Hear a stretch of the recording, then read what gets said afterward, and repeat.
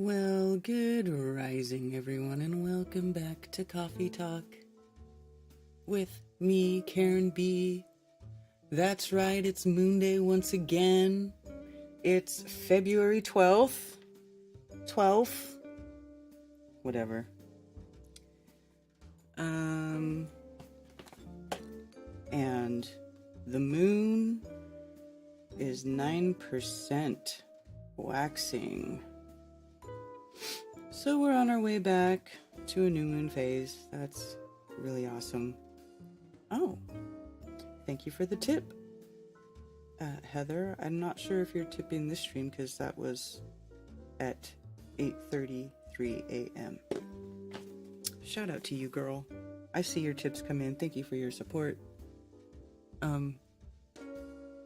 Tony Coriolis, good to see you in chat. First in line, Psyop with an Psyop, Carrie, Scott Hunter, everybody over there on Rockfin, Rumble, Matrix 6, and whoever else is watching on Rumble and on the YouTubes, Unindoctrinated, Scooter, shout out to Scooter, Scrotal Xerox, Dean HD, Alpine Endeavor, Aisling717, hello.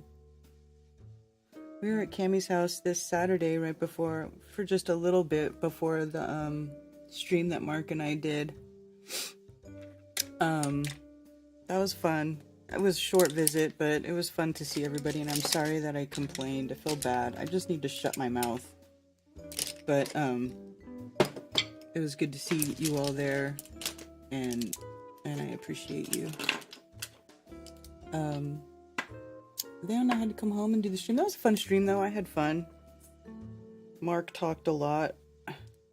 It's so funny. Like we'll have like little meetings or whatever before pre-stream, and Mark will be like, "Oh yeah, so you can say whatever.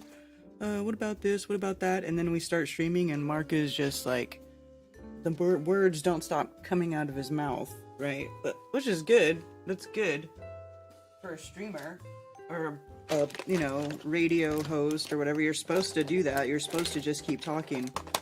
But it's funny because he seems to act like there's going to be some lack of something to talk about, and of course there never is. Not for Mark.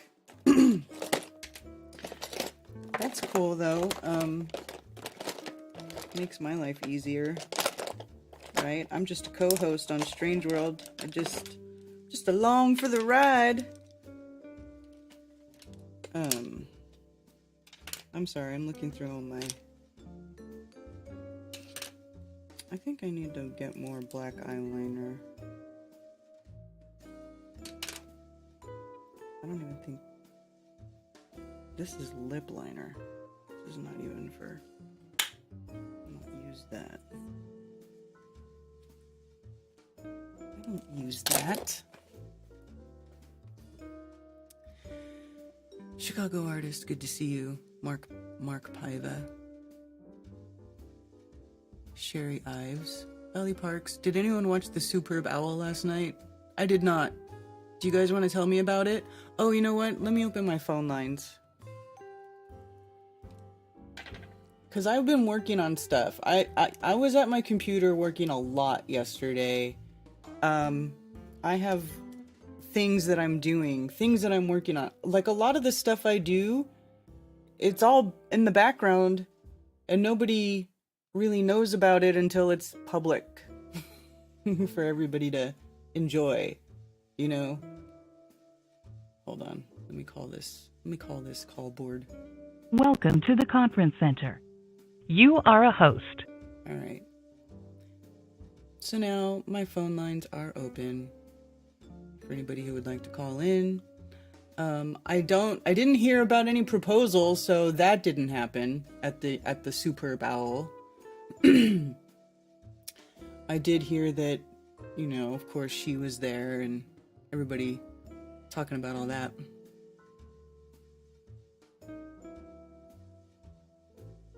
Can always come over and rant. Well, I hope you guys had fun at the watch. Oh, fun. Hi, Spicy Sarah. Is Karen digging in makeup? Yes. I'm sorry.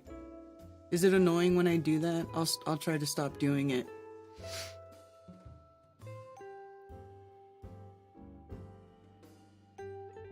Swim in a waterfall?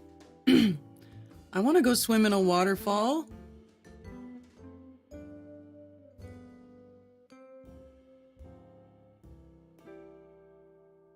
Eggs and sausage. I love eggs. The prized commercial was the worst. Could care less about sports. Pfizer? Oh, Lord.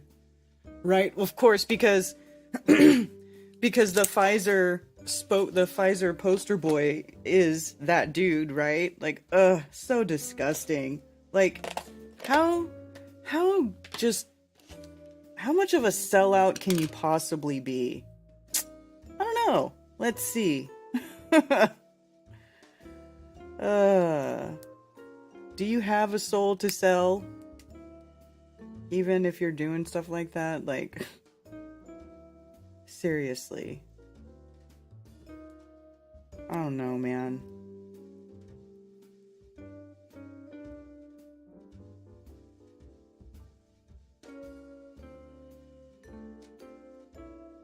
How'd the halftime rituals go? Over the half the ads were from Temu. Hey, buy our cheap shit. Right? You know, who owns Temu? They got a lot of money for advertising because I see their stuff advertised everywhere. So, like, is it any different or better than what's already out there, really? Is it just like some way to make so people can say, oh, I didn't use Amazon, or I didn't, I got Temu. Oh, okay. Well, who the fuck cares? It's all internet crap product from China.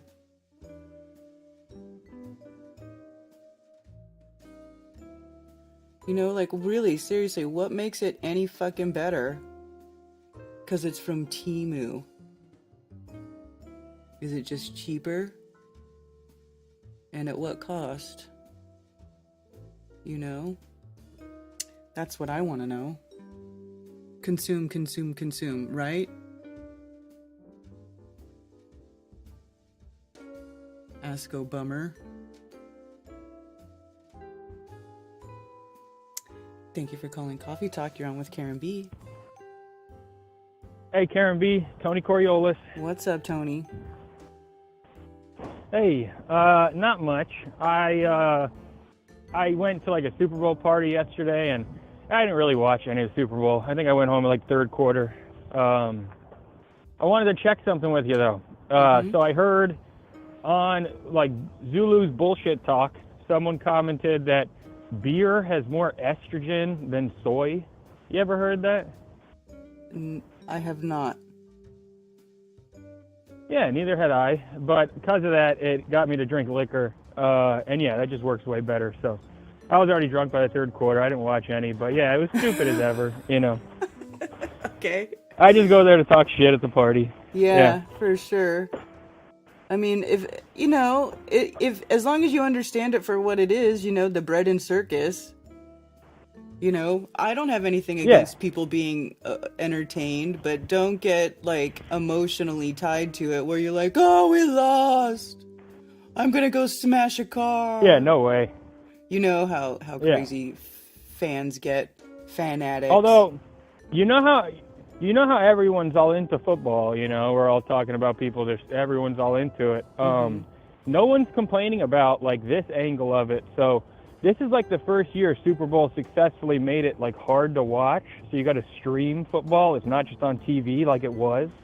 But even all the football fans, they ain't complaining about that. They're just, oh yeah, you got to stream now. No big deal. Now I can have football anywhere. It's such a bullshit thing, but no one's complaining about it this year. Because you can just stream to the big TV in your living room now. Everything is streamed. It's all on the internet. Yeah, but it's like a way to charge. Like, they're charging people now just to watch football. It used to be free everywhere. Now it's big on charging, and everyone just, oh, we're okay with that. Well, I see a they've lot been of doing problems that with for it. a while, right? Though, with like NFL packages and all that stuff, right? Where you have to like. They kind of have, but this year's the first year where they really went with the streaming, and everyone just accepted it. Huh. Well. Yeah. And I'm not even a football guy, but I think I got that right. So yeah, and I just think that since they are going with the whole streaming thing, they're going to end up going after the people, like after 1 or 2 years of doing the streaming successfully, then they're going to go after all the people illegally streaming it. You know how there's never been any repercussions on people streaming movies and stuff? Uh-huh. It's like that's all coming in the next couple of years. Oh, maybe. I mean, I don't know. But do we even want to watch their crap movies anymore? No, we don't. You know, like, whatever. There's always going to be a way around it. Somebody's always going to hack it. For sure. I still like just having DVDs, you know, going to Walmart and to the movie bin. I still find movies I like, and I'm a fan of movies, so that's my favorite routine is just getting new DVDs.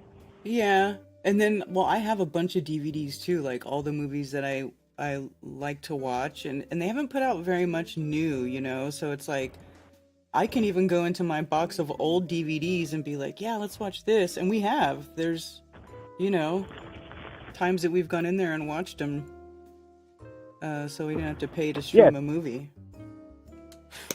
Totally. And then, like, if I hear of a movie, you know, I'll get it. So I just got Soylent Green off of Rose 777. She reposted, like, an old Crow, and they were talking about it, so I just bought that DVD. Oh, yeah. I never watched that. Did you watch it? Have you watched it? I haven't watched it yet. This coming weekend, I'm going up. Yeah. I have not seen that movie. I was interested in watching that. Yeah, I got that, and then I'm going to get Omega Man, too. That's a movie I feel like I should get. Omega Man, what is that? I don't know, but I just know that symbol, the Omega symbol, has been coming up, so I just want to see that movie to maybe see if it teaches me anything, you know? Oh. Yeah. Yeah, not a bad idea. That's another reason why I like watching older movies, because you get to go back and re-examine it, and you're like, you know? Exactly. That's what they were doing to us. So even there's a movie that like I rewatched with my new eyes now, and it's Spy Kids. You remember that movie? Yes. Yeah. Do you know who produced that movie? I do not. It was a Harvey Weinstein guy. Oh no! Yeah, he actually did a lot of movies in the 90s. A lot of the movies that I like. Right when they were same. Yeah, when they were talking about him, I looked it up and I saw he was the Spy Kids guy. Spy Kids, that first movie, it's like they go to an island and there's a whole island of kids that are clones and stuff. So it's just very weird, you know. So rewatching it, I didn't like learn anything like, oh shoot, you know, this is like the Jeffrey Epstein story, but it's just interesting shit, and that is Weinstein, you know. I like rewatching stuff with my new eyes now. Yeah, totally. Some of the subject matter, you're like, oh, then now it's like so sinister. I know, it's so creepy, an island full of clone little kids. We were just all watching the movie back in the day. I know. Like, who thinks about that stuff? I know, creepy stuff as usual. And then I did want to say I did wear that Flat Earth Farms hat out to Waste Management Open. I went Friday and Saturday. Uh-huh. And it was cool. I got a bunch of good conversations and just people giving me looks and then a smile, and I could tell I triggered a couple. Like, I was just really glad to be wearing it. But it is such a weird thing. You feel all nervous about wearing it at first, but nothing to be scared of. Yeah. Nah. No, it's great. I wear mine proudly.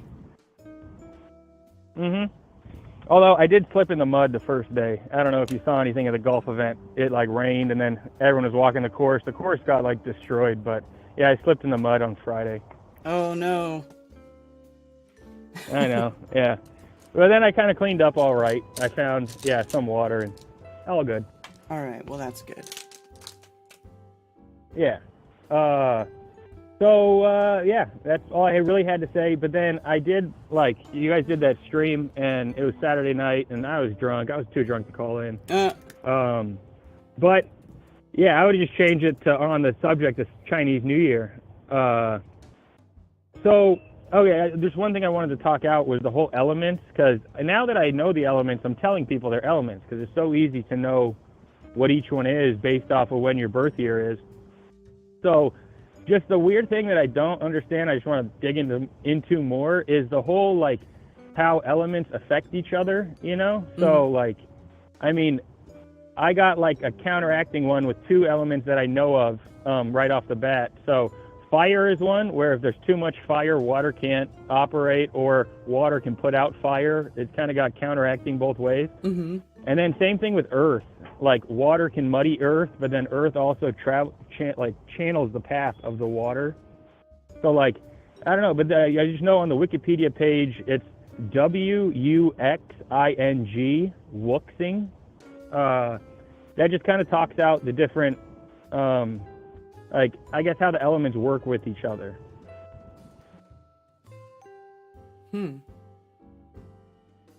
Yeah. But when people ask me what it means, you know, I don't got a good explanation. I just like that I know what it is. And then I think it's super cool. Cammy's a wood dragon, and this is like her year. That's so cool. Mm-hmm. Can't wait till it's the water monkey year again. Well, you'll be 60. That's on your 60th year. Yeah. Exactly. I'll make it till then. I'm sure you will. Excellent. Yeah. All right. Well, okay, Karen, thank you for doing that Saturday stream, and thank you for taking my call today. Have a great week. All right, you too. All right, peace out. Right on. Did Weinstein bring us Goonies too? I don't know. You want to find out?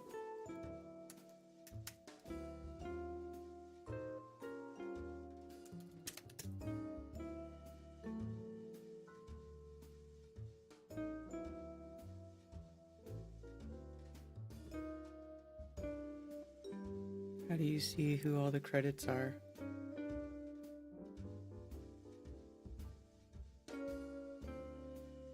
Oh, what, you have to have special permission now to see this stuff? Steven Spielberg, so it could be Weinstein.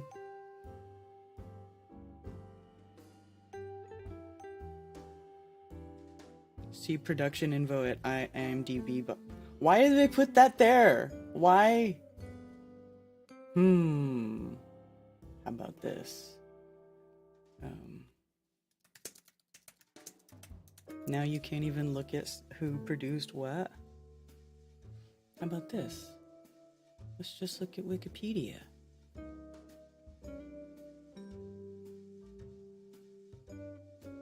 Amblin Entertainment.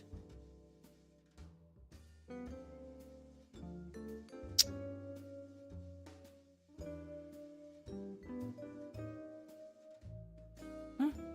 I don't see Weinstein listed, but they could be trying to distance themselves. So it looks like they're trying to be all hush-hush about stuff.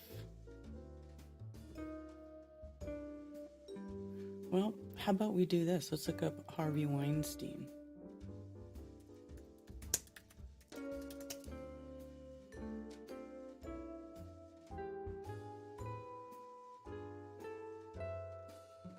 Ugh, God, that guy is horrid looking. Talk about looking like a foot. Ugh. 4 counts of rape, 1 count of sexual assault, 39 years in prison.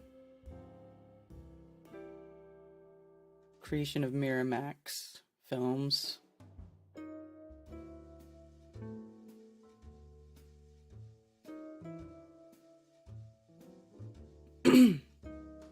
Okay, so here we go. Here's a whole list of things that he produced. Madonna, Truth or Dare, shocking.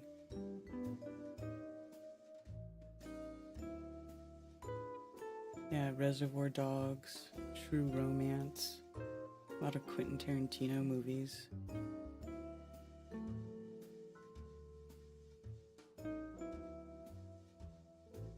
The Crow, City of Angels. Is this not the one where he died? Maybe not.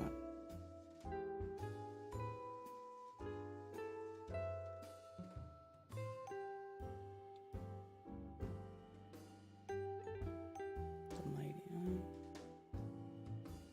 I don't even know a lot of these.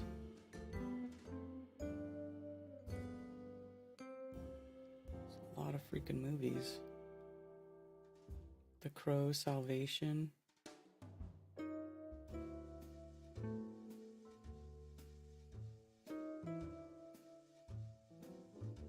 Lord of the Rings.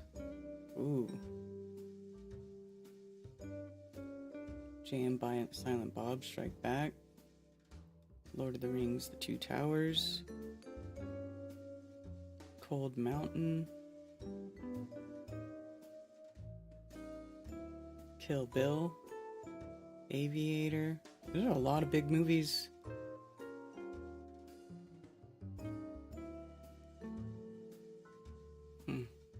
Jeez. Inglourious Bastards.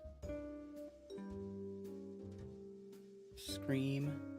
Spy Kids. There you go.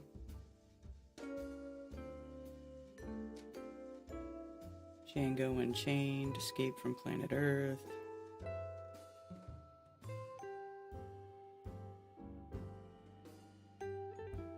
Macbeth.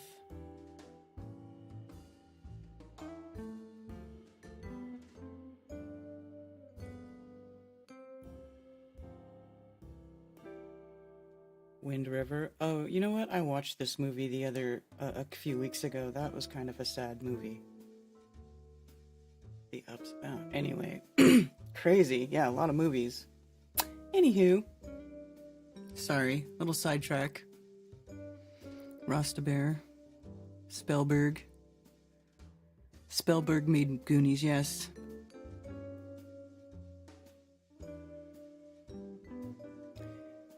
Is fire hot enough? Water will not work. Turn to steam. Give fire the oxygen. Back to the halftime ritual. The stage was interesting. Circular with two equally sized circles on either side. The stage turned into the image of a clock at one point. Did it?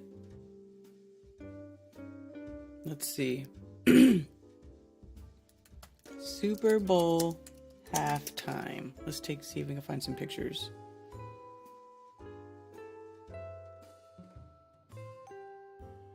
Whoops. 2024.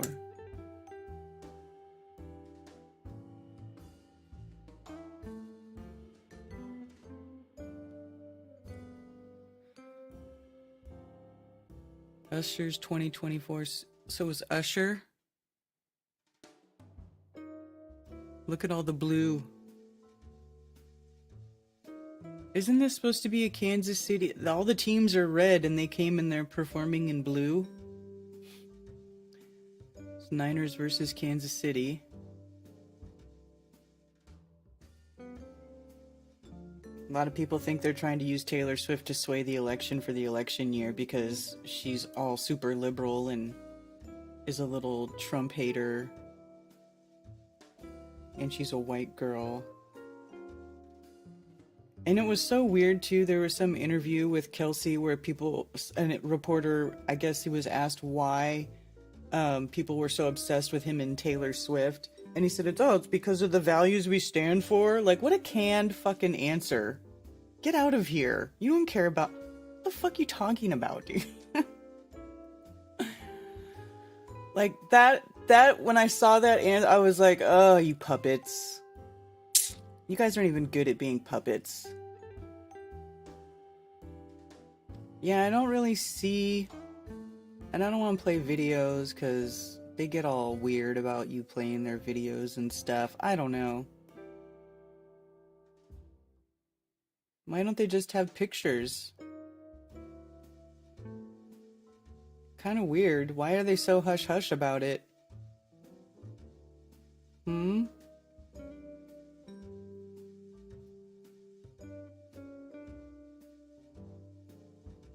Maybe this search engine just sucks. Let me try a different one.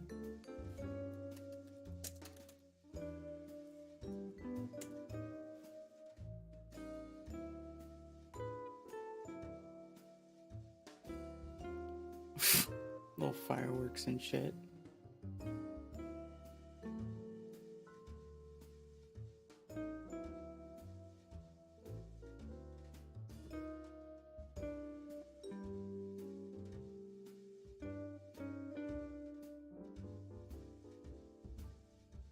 Yeah, there's like nothing. Well, maybe let's see.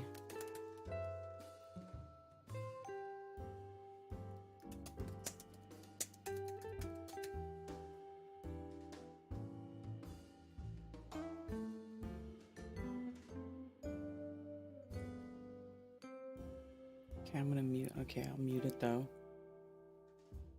But I'll look at it.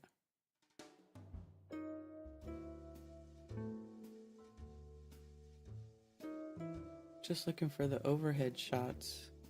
I don't want to talk to. I don't want to hear that dude talk. Who gives a fuck? Sorry.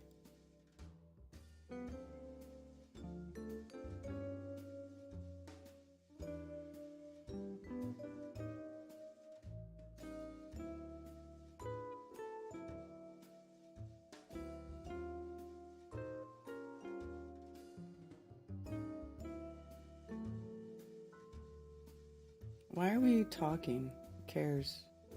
Is this what you're talking? This must be the stage you're talking about, because it's got the big circle in the center and then the two circles on the outside.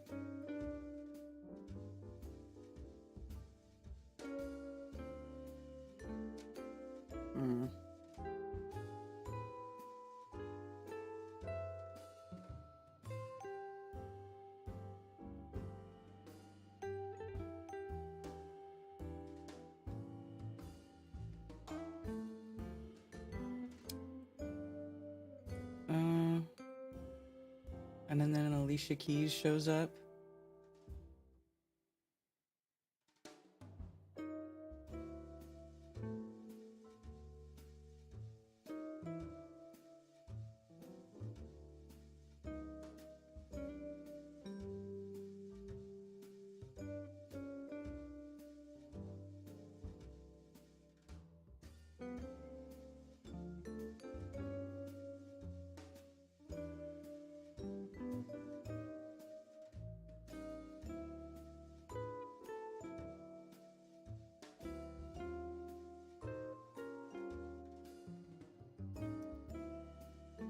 It's weird. The piano looks all goopy, looks like a drop of blood or something. Why does the piano look like? Why? That looks kind of creepy to me. Who thinks that looks good? Oh.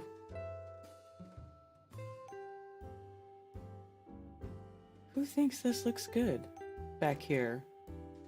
It looks like it's coming up out of a pool of blood or something.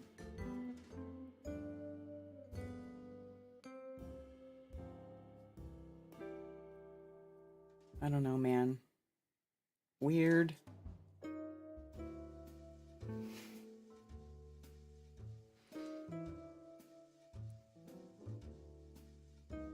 Well, that's why I don't say morning, I say good rising, but you say whatever you want. Run, Boston Bear, good to see you.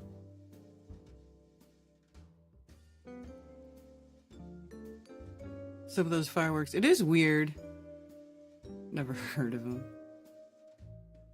Can't stand that kind of dancing. King TL, Karen used to love Usher, you know it's okay. Are you out of your mind? I don't even listen to that type of music. I like metal.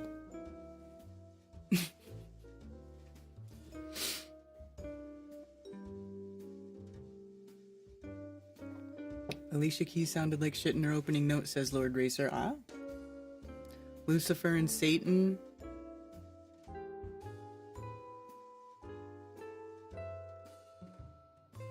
Never drink beer from an Illuminati can.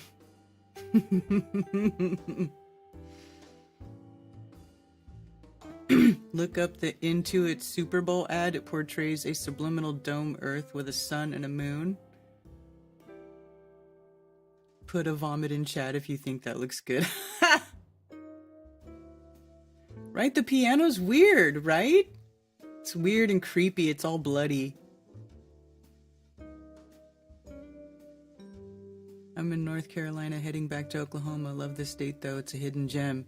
North Carolina is a gem and it's full of gems. I really, really like living here, I have to say. I like this area of the country. Look up Kelsey cussing out the head coach. He looks like a demon. Some good values. It's satanic. Quit acting surprised. I'm not surprised. Was I acting surprised? I'm not surprised. I just think it's like... doesn't even look good. Like, you guys, look at that. It just looks weird.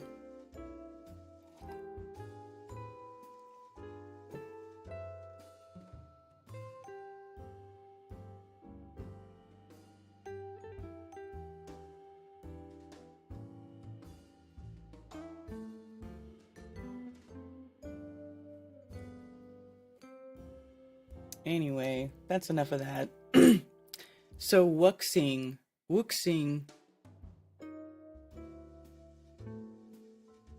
Will it say it for you?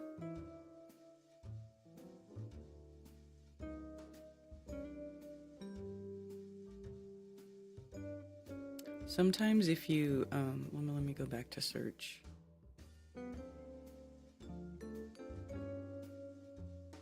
Whooshing. Oh, whooshing.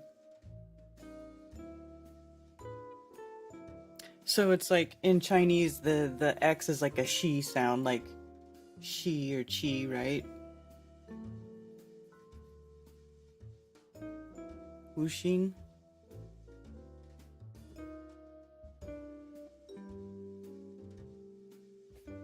Five of them, and then then you got the little pentagram symbol in there, of course. Whooshing.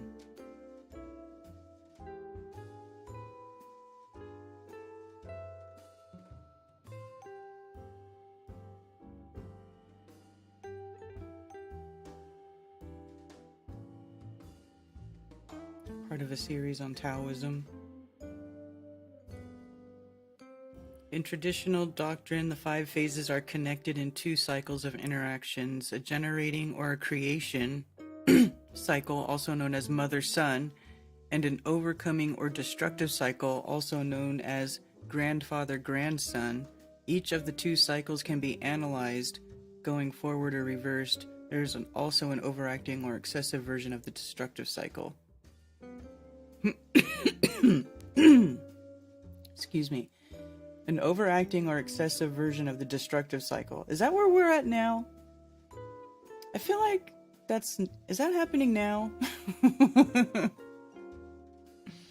Whooshing, I had more coffee.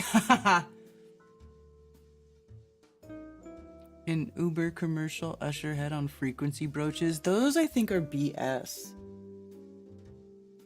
Do you not think that? I don't know about those. I don't know if I believe those.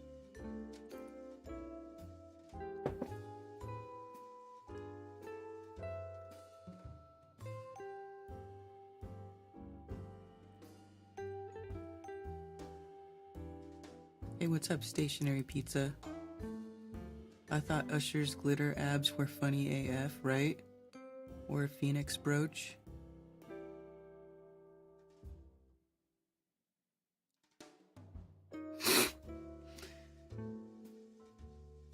The deal with it. Yeah, exactly. It's too funny. Thank you for the tip, Annie D. Happy New Year of the Wood Dragon. Dorks doing uber dork shit. Satanic. Yeah. Anyway, whatever. I don't even like to give that stuff too much energy, you know.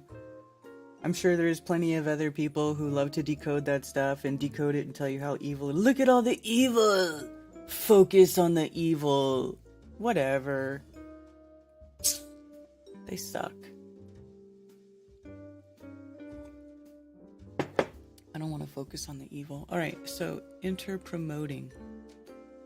The generating cycle is wood feeds fire, Fire produces earth, ash, or lava, right? Earth bears metal. The geological processes produce minerals. They grow. Metal collects water. Water vapor condenses on metal, for example. Water nourishes wood. Water flowers, plants, and other changes in the forest. And so then there's the weakening. The reverse generating cycle is wood depletes water. Water rusts metal. Metal impoverishes earth, erosion, destructive mining of minerals. And earth smothers fire. Fire burns wood. Forest fires. So, and then the regulating the destructive cycle is wood grasps or stabilizes earth. Roots of trees can prevent soil erosion. Earth contains or directs water. Water dams or riverbank. Water dampens or regulates fire. Fire melts or refines shapes, like through metal, melting metal. Metal chops or carves wood. The excessive destructive cycle is wood depletes earth, depletion of nutrients in soil, over-farming, over-cultivation. Earth obstructs water, over-damming. Water extinguishes fire. Fire melts metal, affecting its integrity. Metal makes wood rigid. Metal makes wood rigid to easily snap. Counteracting, a reverse or deficient destructive cycle. Wood dulls metal. Metal de-energizes fire, conducting heat away. Fire evaporates water. Water muddies or destabilizes earth, and earth rots wood. Buried wood rots. Earth rots wood. Buried wood rots. Unless it's in buried underwater in a supersaturated mineral slurry, then it will petrify. Okay.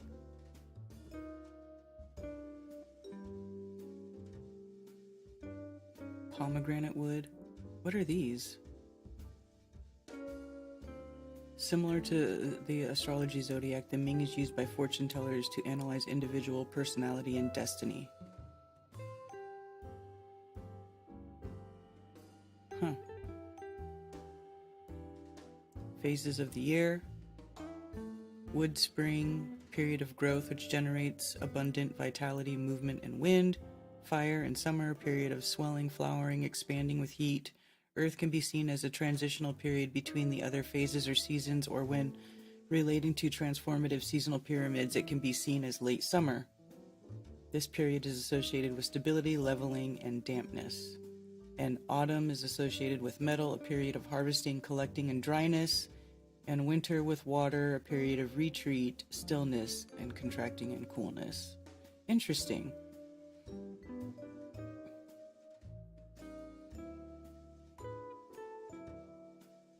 Okay, so here's the diagram of all that, and it all works together. It's like the cycle. Interesting. That's pretty good. That's a pretty good cycle of how Earth works. I dig it.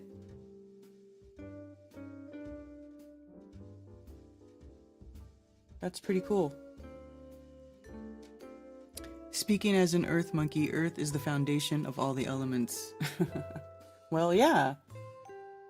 Earth is like also an anagram for heart, right? It's the center. It's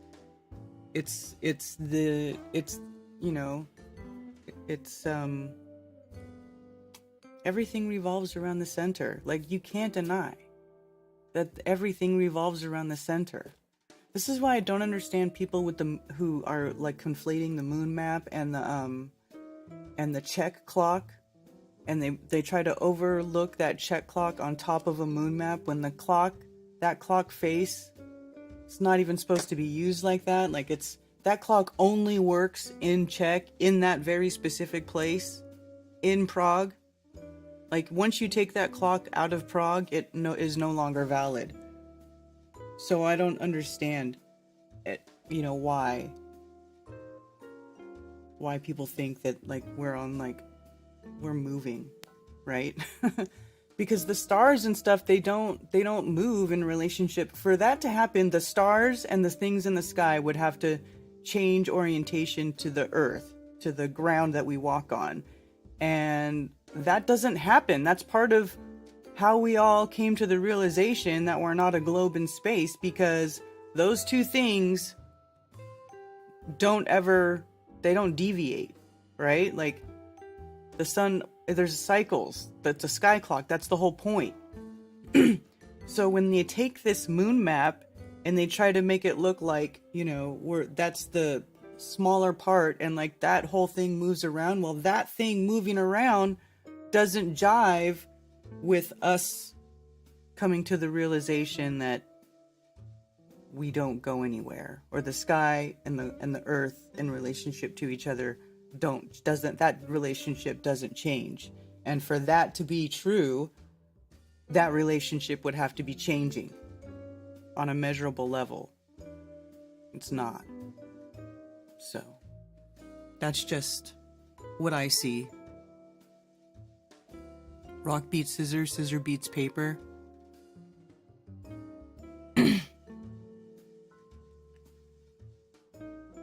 I know, I mean, it could be Effie imagery, and it could just be that, they're in a stadium and they're using a round stage because it's easier. They always use round stages in Super Bowl or they put people up in the sky, because it's a stadium and they want people to see from all angles. Midgard, the middle garden. Yeah. Didn't you kick some moon mappers out of the Flatober one time? Lowry, I did. But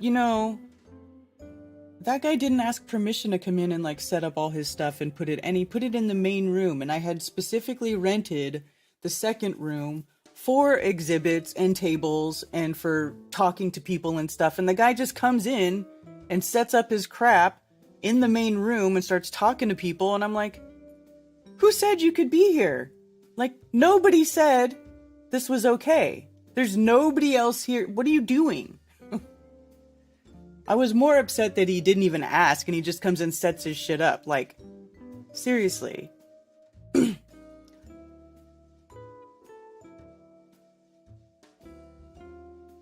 symbol looks like Oklahoma State symbols. Rest is a shorter. Yeah, I don't know. Phones are open, 848-222-2480 if anybody wants to call in, talk. So yeah, I there's a lot of stuff to Chinese astrology and their zodiac and stuff. They have some stuff figured out. Center. Oh, here's the cardinal direction. Center. Earth is center. You know why Earth is center? Because it is the center. That's why that makes sense. Because Earth is the center. So it's like within. I don't know.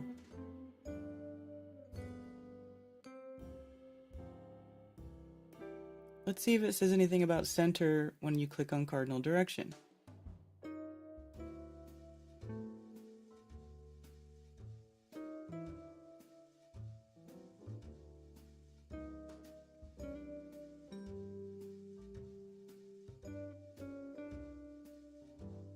No, it's not going to say anything about that.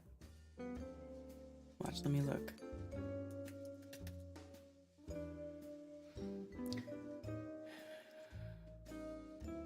Arabic world. Countries where Arabic is used to refer to cardinal directions is Ash Shamal, Al Garbash, Baba is used for the center. All five are used for geographic subdivision names. Center, yellow earth. But this is... Huh.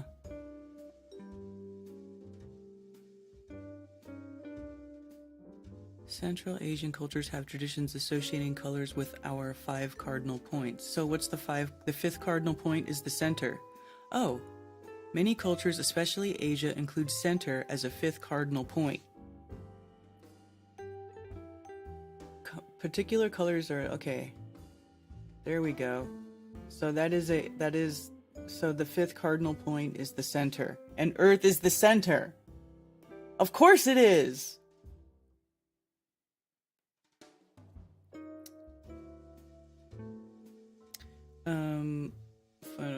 systems with 5 cardinal points, 4 directions, and the center includes those from pre-modern China, as well as traditional Turkic, Tibetan, Ainu cultures. In Chinese tradition, the 5 cardinal point system is related to I Ching, the Wu Xing. Here you go, Wuxing, Wu Xing, and the 5 naked eye planets. Oh, 5 naked eye planets. So that's the planets you can see with your eyeballs. That's why originally there was only 7, because there's 5 you can see, and then the sun and the moon, right? The original 7 celestial bodies. In Chinese astrology, the zodiacal belt is divided into the 4 constellation groups corresponding to the directions. Each direction is often identified with a color, at least in China, with a mythological creature of that color. Geographical or ethnic terms may contain the name of the color instead of the name of the corresponding direction. Alright, so the center is yellow, or earth. Yellow and earth. In some systems being one of the 4 along with air, fire, and water. But this is where sort of like these ancient traditions, these ancient ideas are going to sort of hint to having some sort of similar beginnings or similar ideas about our beginnings as like scripture, right? Because in scripture, how does earth form? The creator says, let there be light, right? Light, yellow is a color that is associated with light, fire, right? Would you not agree? So the center, earth, yellow being like the color of like light, the start, yellow, yellowish,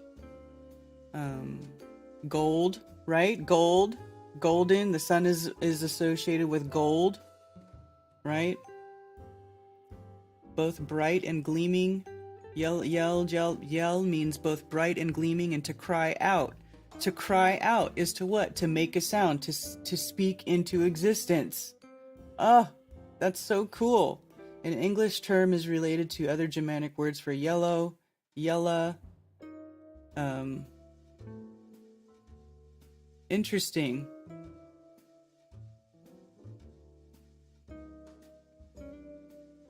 On a computer display, yellow is created by combining green and red light at the right intensity on a black screen.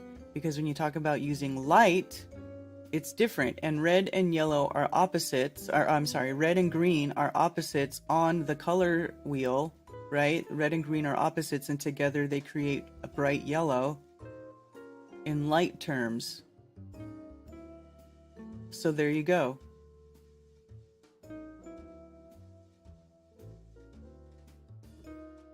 Interesting.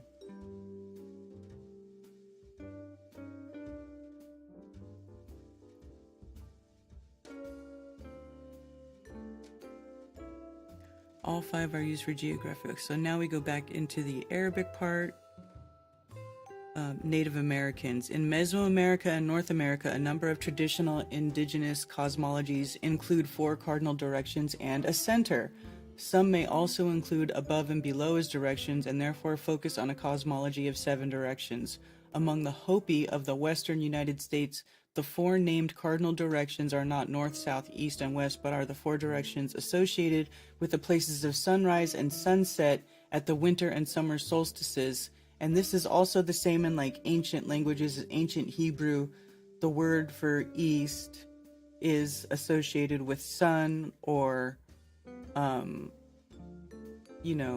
left, because like if you're facing the south, right, the sun will arise on your left, and that sort of thing. Some may include blah, blah, blah, blah.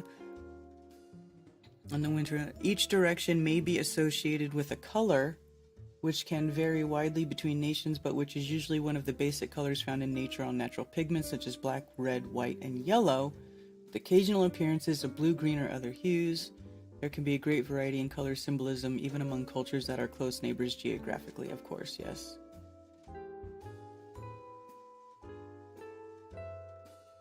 In astronomy, the cardinal points of an astronomical body as seen in the sky are 4 points defined by the directions toward which the celestial poles lie relative to the center of the disk of the object in the sky.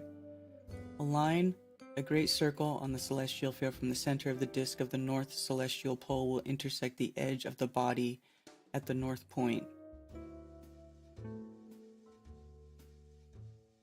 Similarly, a line from the center to the south celestial pole will define the south point by its intersection with the limb. Blah, blah, blah.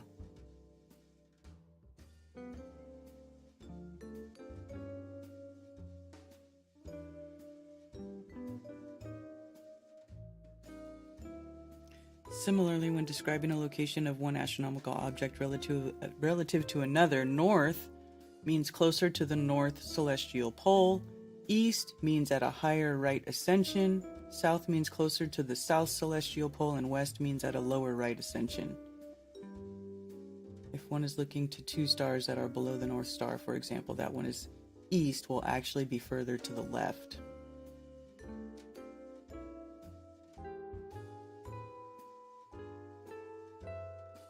Germanic origin of name. See, north, right here, it'll tell you a little bit. Norto, submerged from the root ner, or left, to the left of the rising sun.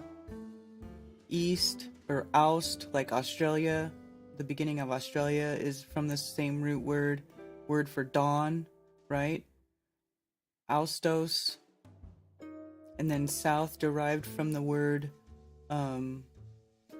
is from the root seethe, boil, cognate with this root, the root sun, region of the sun, right? Because the sun is south for most people. West, a word from evening.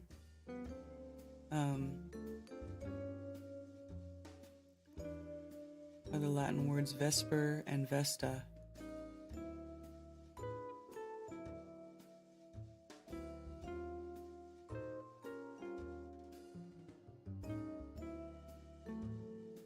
So there you go. I think that's pretty cool. Circle of fifths. That aligns with the color wheel system too. Yeah, white is all colors when you're talking about light, yes.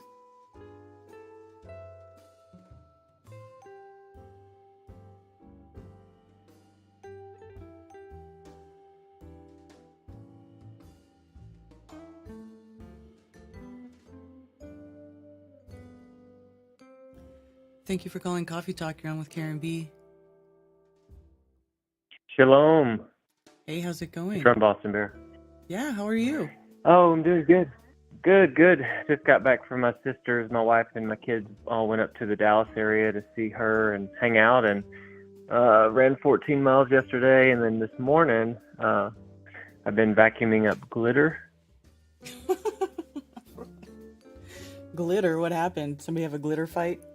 I've got a 7, 5, and 3-year-old, and they were doing arts and crafts and different things. And then we left the 3-year-old just for a second with the glitter, and she undid the lid on a pretty big, like about the size of a spice container, and just dumped it, and was like putting her hands in it and kind of knocking it around. And it wasn't your fat glitter, it was your very micro fine glitter. Oh boy, you'll be seeing that stuff for a long time.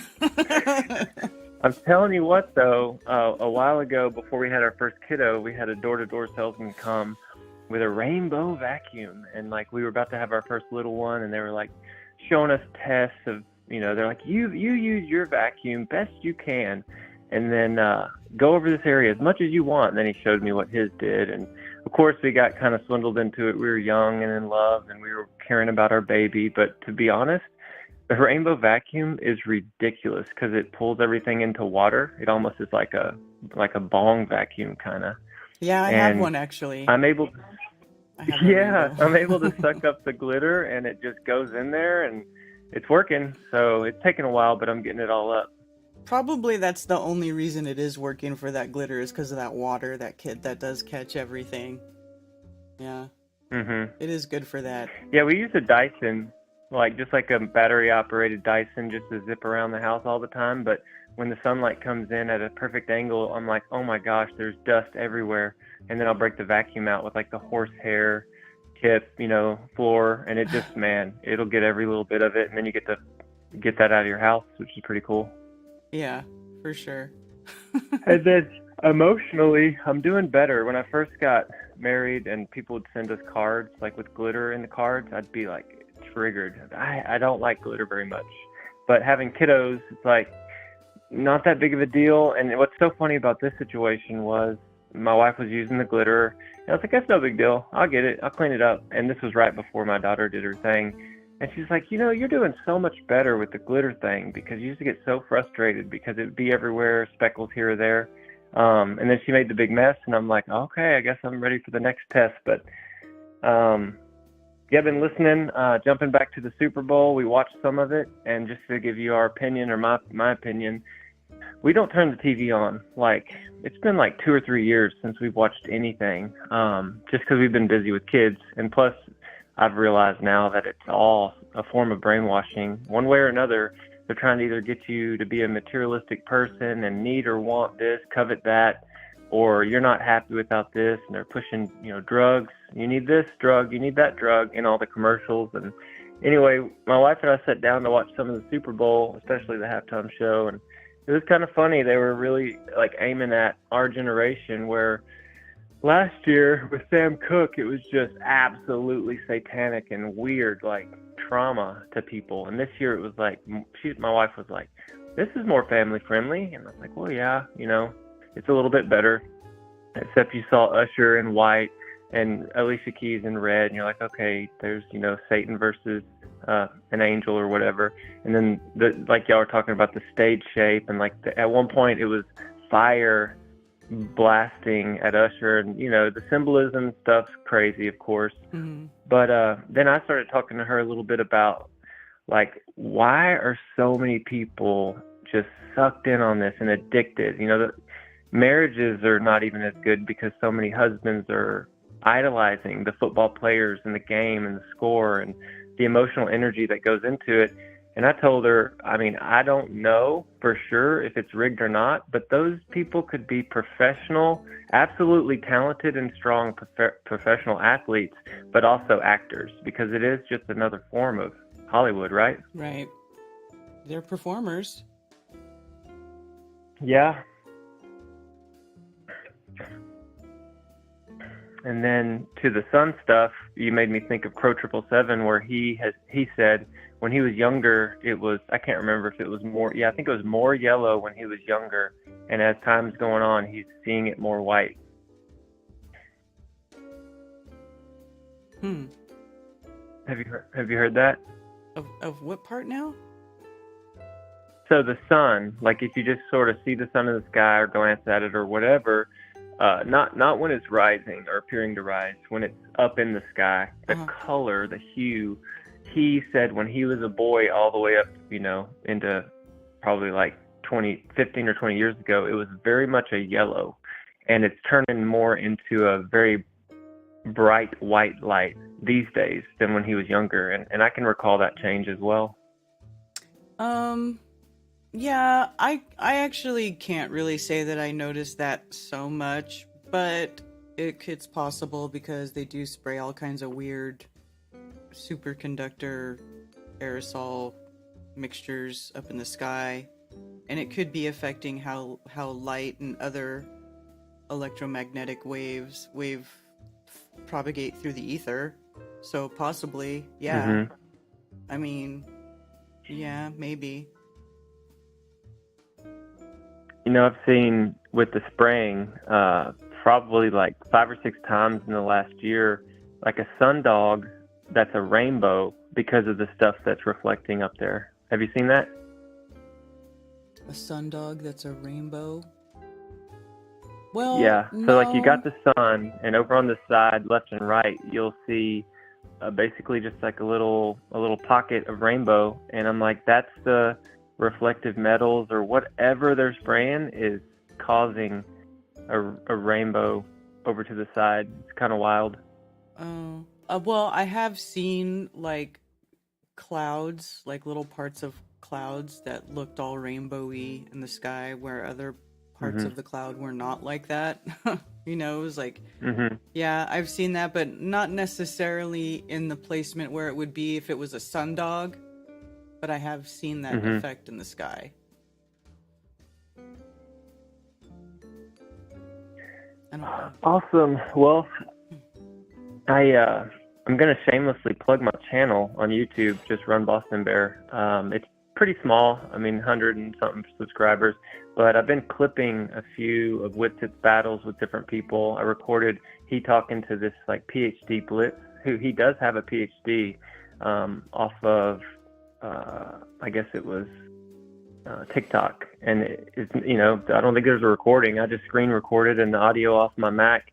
You know, I crabbed it. It's a pretty good back and forth. But I'm listening to Earth Awakening's Discord channel all the time, and I've realized there are amazing conversations happening, not just with Flat Earth, but you know, who is God, and what do you think about this? And when it's cordial and there's not like triggered people just trying to be aggressive and cause the conversation to go south, I'm realizing I could just take a screenshot of my phone, like of the moment that amazing conversations are happening, and add like a little title, like, you know, God or whatever the topic is. Go back, clip it later, upload it, just for the benefit of people when they're bored and there's nothing good on. They'll be able to just say, hey, what did Run Boston Bear find? And I plan on doing that more. And then I've got to learn OBS, because I'm gonna have people on, a lot of people, to just tell either their life story or their truther journey. Just give them a little bit of a voice, because I know a lot of people in the chats are, you know, like, what's up, fam? Hey, and you like see a lot of the people in all the different people's streams.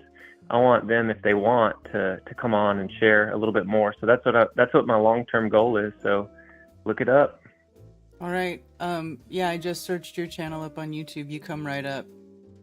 Good for you. Yeah. You have not been targeted They yet. don't know yet that I know, right? Yeah. Yeah. Right on. Well, that's actually a good thing to do, is take those little clips and snippets and share them out, because, you know, not everybody's going to go back and watch like however long these streams are. Some of them get kind of long. So, yeah, it's good to take little bits of gold here and there and share it out. Good. That's a good thing to do. With the Earth Awakenings, it's 24 hours, 24/7 stream, and people are from all over the plane. And there's some really unique people with awesome ideas and thoughts. And like I said, it's not all going to be flat Earth.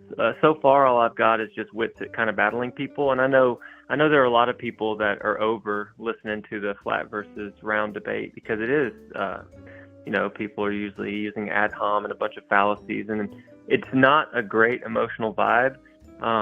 So skip over the Witsit battles if you're not down with that, and just look for, you know, other topics. But that's all I got today. I love what you're doing. It's always fun to have a daytime listen and be knocking out glitter vacuuming and hearing people call in. But that's all I got. All right. Thanks, Run Boston Bear. Take care. Yeah. Stay blessed. Bye. Bye. That's so funny. I know I sometimes I miss my children being small like that, when they were like, mommy, and they want to hang out and play, and you know, they're all about you.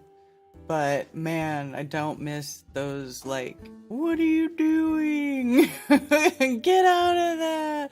I remember walking into my bathroom one time, my first son, and he had like the baby powder, and he figured out how to open it and squeeze it and make it poof out, and he was like, poof, poof, like that crap was everywhere. Talk about, I mean, it's not glitter, but it's definitely very fine. And then of course now we know how awful that crap is. I mean, this was like, you know, 18 years ago, whatever it was, a long time ago. Ugh, but it's so funny. And the son is growing into the stronger father son. Yeah. Yeah. So anyway, also yellow cake, known as uranic oxide, is concentrated uranium oxide,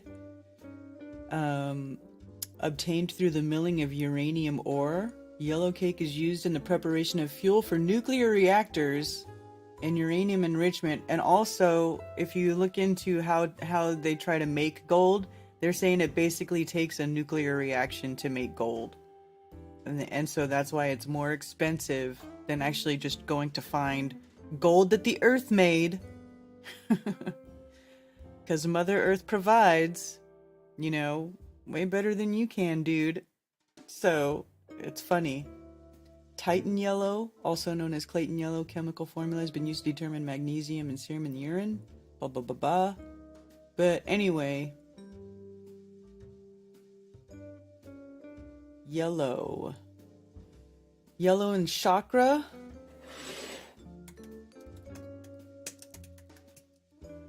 Is your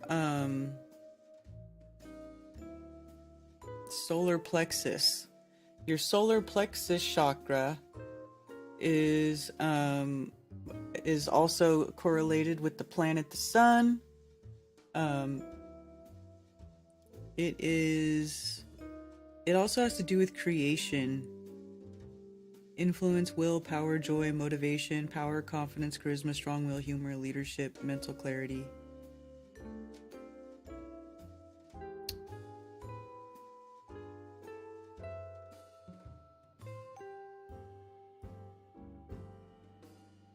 Energy, strength, confidence. Anyway, center, yellow.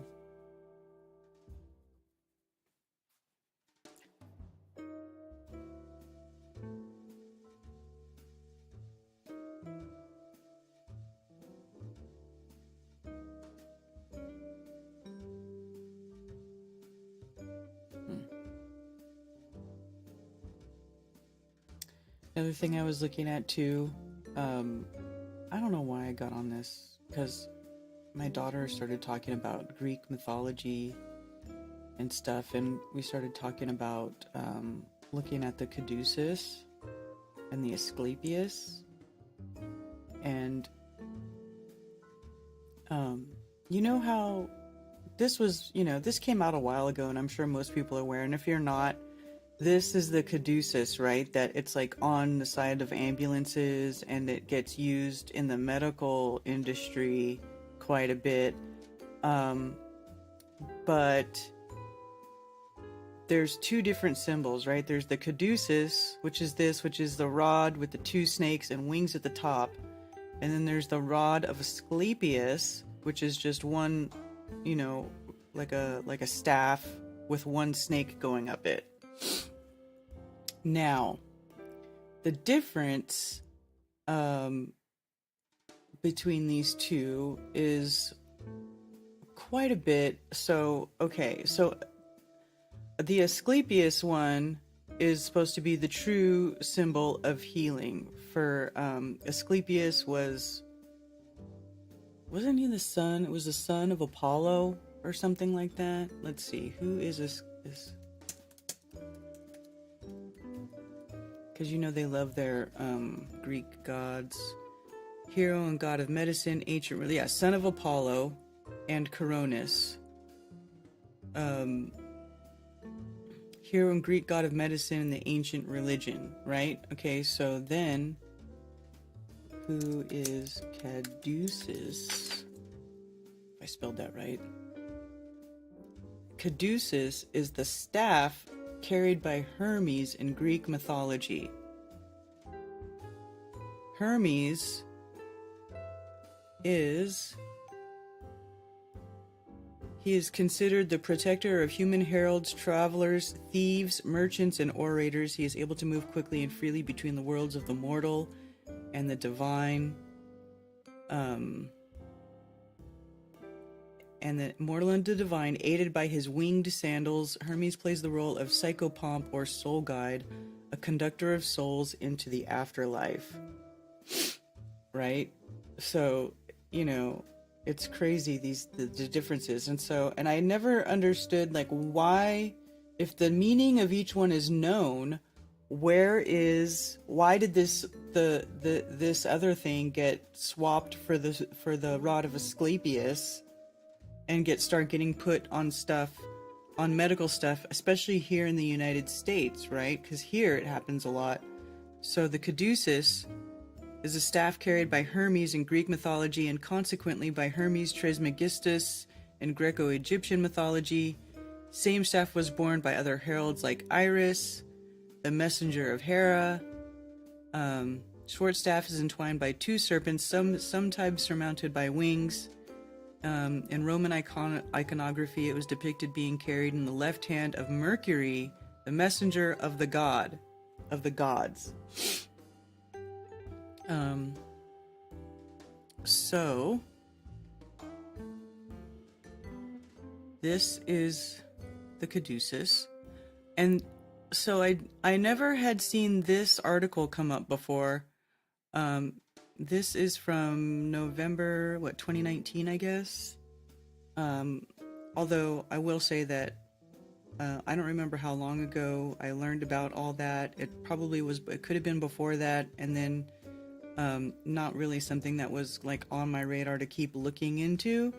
But here's this article that I found: the caduceus versus the staff of Asclepius, one snake or two, and it's in the National Institute of Library of Medicine, right?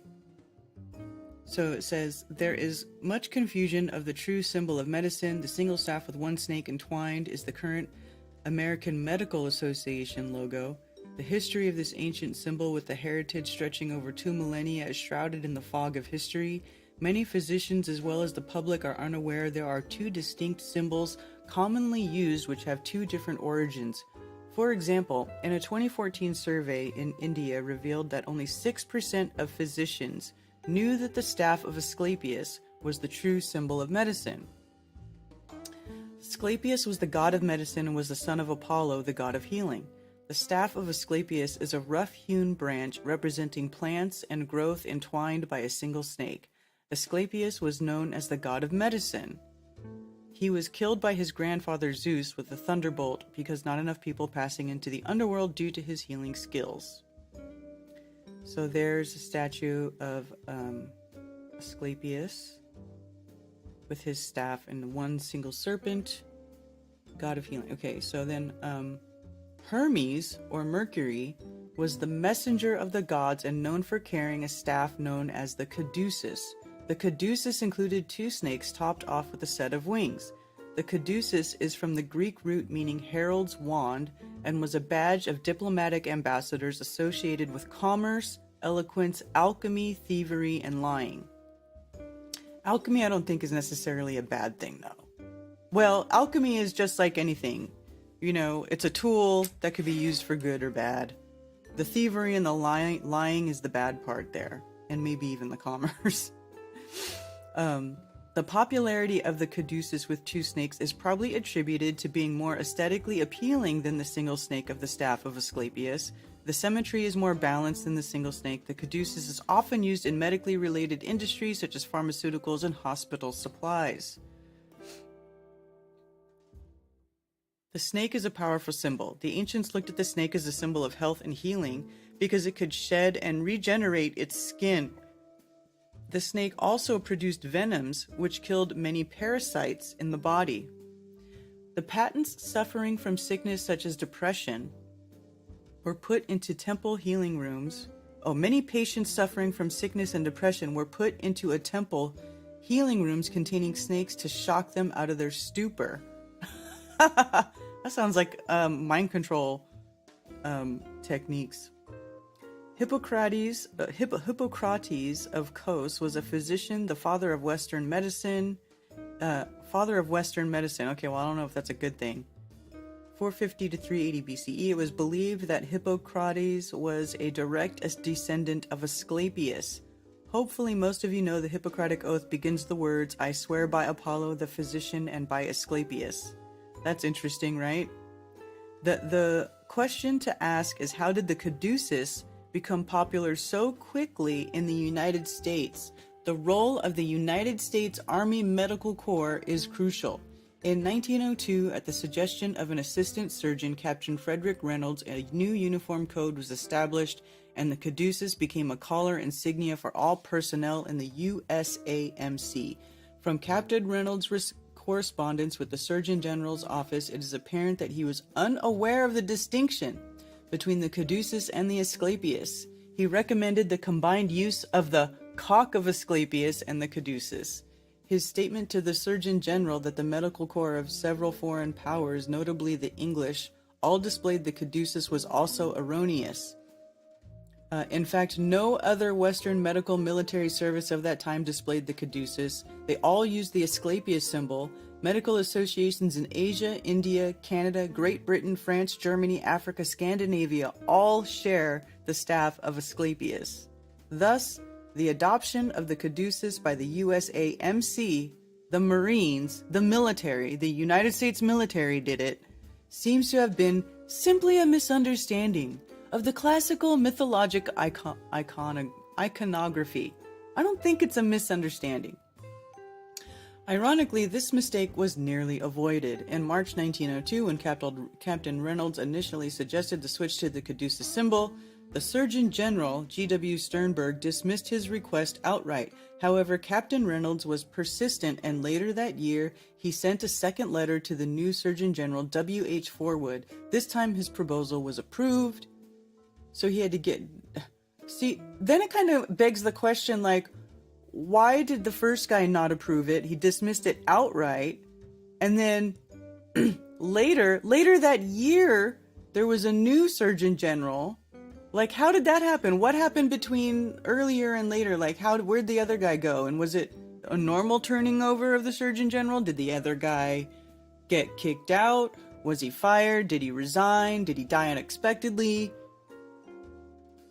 This time, his proposal was approved. Thus, on 17th of July, 1902, the caduceus of gold was adopted as the branch insignia of the USAMC. This mistake did not go entirely unnoticed. In 1917, Lieutenant Colonel McCullough, the librarian to the Surgeon General, discovered original documents showing that the coat of arms adopted by the USAMEDD a century earlier had displayed the Asclepius and not the caduceus. McCullough lamented the error but did nothing to correct the error. The U.S. Army Medical Corps and the U.S. Navy Medical Corps still use the caduceus with the two snakes. The U.S. Air Force Medical Service uses the staff of Asclepius with one snake.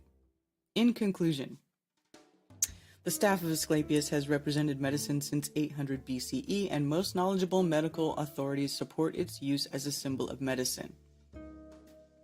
The New England Journal of Medicine, the American College of Physicians, and the World Health Organization use the staff of Asclepius. The staff of Asclepius has represented medicine since 800 BCE, which stands for before the common era, or before, same thing as before Christ, and most authorities support its use as the symbol of medicine. Staff of Asclepius is the only true symbol of medicine. So there you go.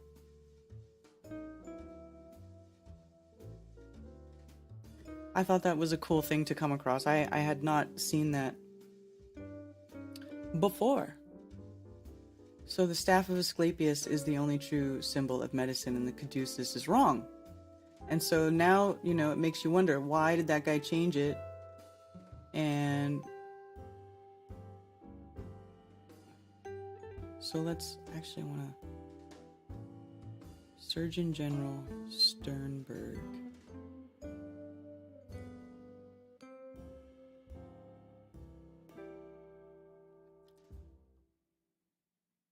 U.S. Army Surgeon General from when? Considered the first American bacteriologist, having written Manual of Bacteriology. After he survived typhoid and yellow fever, Sternberg documented the cause of malaria, discovered the cause of Liborne pneumonia, and confirmed the roles of the bacilli of tuberculosis and typhoid fever. This gets really interesting, doesn't it?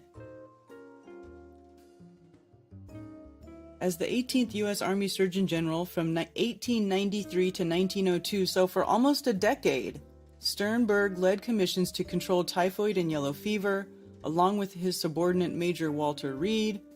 Walter Reed. That name sounds familiar. Sternberg also oversaw the establishment of the Army Medical School, the Walter Reed Army Institute in 1983, which is now the Walter Reed Army Institute of Research. So the Walter Reed Army Institute of Research was started by this guy, Sternberg, but you don't hear his name, you hear about his subordinate, Walter Reed. Father of American bacteriology. Well, now, if you're the father of American bacteriology, you're probably not going to be getting along with people who want to think that there's invisible germs that come in from the outside and are pathogens and make people sick.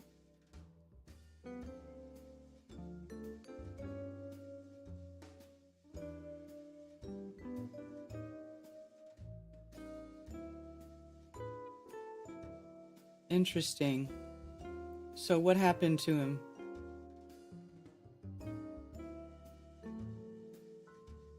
Sternberg was promoted to lieutenant colonel January 2nd, 1891. In 1892, he published his manual of bacteriology. Of course, this is Sheeplepedia, so this may not be accurate, but this is just a cursory look. I mean, it is coffee talk. We're not like, we're not doing any groundbreaking investigating here, but we're taking a look, right? It's interesting. I hope you guys are finding this interesting, because I am.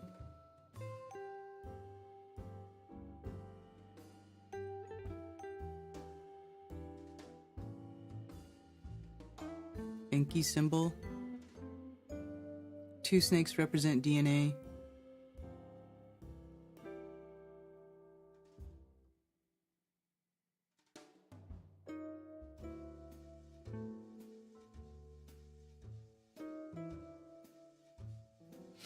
All right.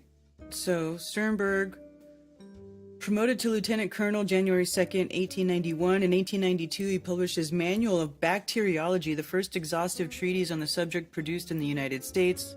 With the retirement of Surgeon General Sutherland, Sternberg, along with many others, submitted his claims for consideration for the vacancy. Although hardly the senior-most officer in the medical corps, he was among the top dozen and was without question the most eminent professional scientist in the service. He received the appointment of Surgeon General by President Grover Cleveland on May 30th, 1893. So, in his 9-year tenure, coincided with the immense professional progress in the field of bacteriology, as well as the occurrence of the Spanish-American War. He was responsible for the 1893 establishment of the Army Medical School, precursor of today's Walter Reed Army Institute of Research. The organization of a contract dental service, creation of a tuberculosis hospital, yellow fever. Sternberg was retired on account of age on June 8, 1902, and devoted the later years of his life to social welfare activities in Washington, particularly the sanitary improvement of dwellings and to the care of tuberculosis patients. Sternberg died at his home in Washington, November 3rd, 1915. So they just basically pushed him out, said you're too old, and put in this other dude who changed the symbol, and then of course, now this is all a precursor to the Spanish flu, right? 1918, the first flu, quote unquote flu epidemic, and that is when the magic juice, the first iteration of the magic juice, started coming around, right? Is that right?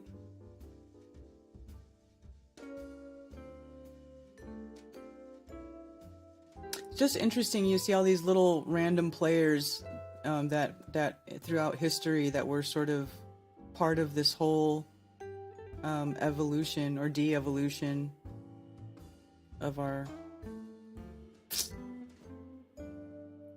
society.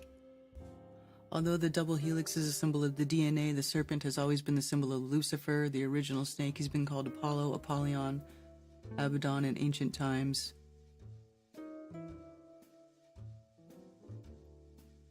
I don't know why the snake is a symbol of Lucifer, though.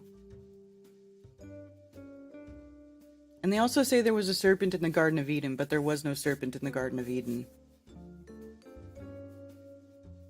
And to look at the snake as like a the ancients looking at the snake as a symbol of healing because they shed their skin and they like the regeneration, and then them at even back then using their venom to kill parasites in the body. What is that? Like, what were they doing with that? I'd like to know more about what was going on with that. Were they Masons? Were who Masons?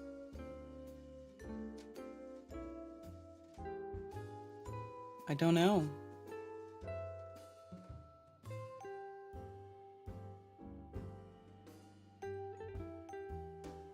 She was born in 1938.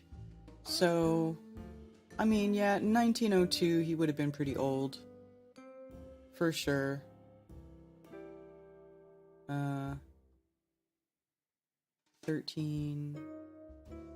64. Well, 64 is not that old. Oh, a lot of 64-year-olds who still have their wits about them. Like, 64 does not mean, like, you can't do anything.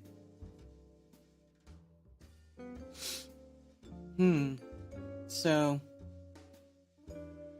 I don't think he was retired because of old age. I think that was their excuse to get him out so they could just start taking over the whole medical industry. Right? The Rockefellers taking over the medical industry.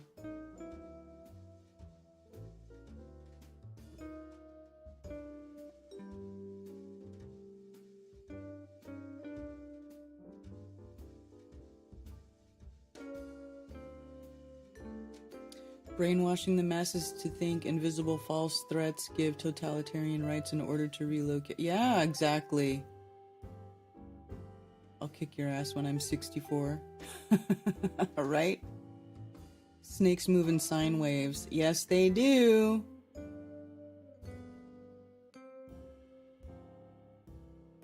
Your mom turned 60 this year and she's very youthful. Well, your mom is also a wood dragon then. Your mom is also a wood dragon. So good for her. This is also her year.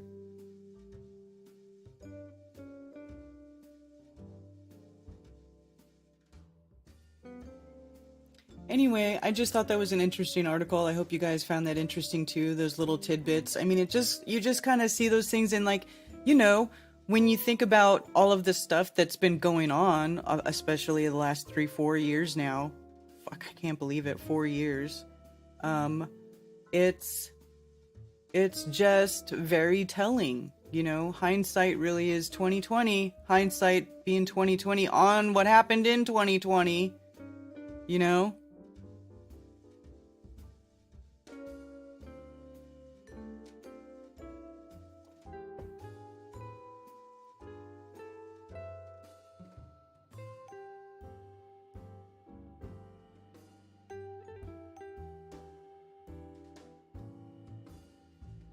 And why is everything after Greek gods? You know? Why?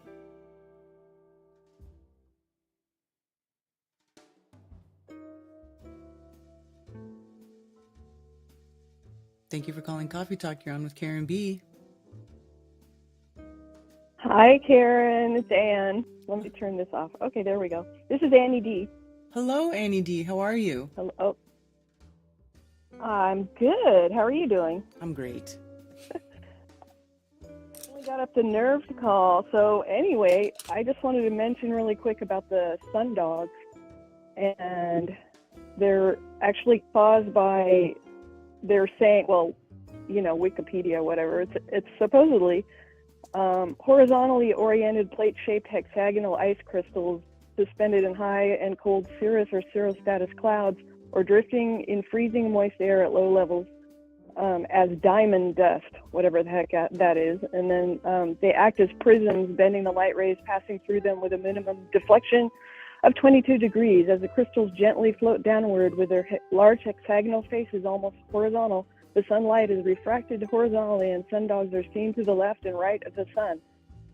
So anyway, I've seen these. I've taken a lot of pictures because I have a lot of time and I look at the sun a lot. And apparently I've taken 258 photos of rainbows because I was just looking for this other thing, which is called the same thing that causes that, also causes something called a perihelix circle, which is an optical phenomenon. They call it a upside down smile, or a smile in the sky. It's like an upside down rainbow. And I saw one of those last year and I got pictures of that. So I was looking for my pictures and it said I had 258 rainbow pictures. But anyway, it's like an upside down smile, and it says it's caused by, there's different things that are involved in it, and it's starting to sound like stuff that Austin Whitsitt would talk about with where was it, the Fresnel, like not Fresnel lenses, but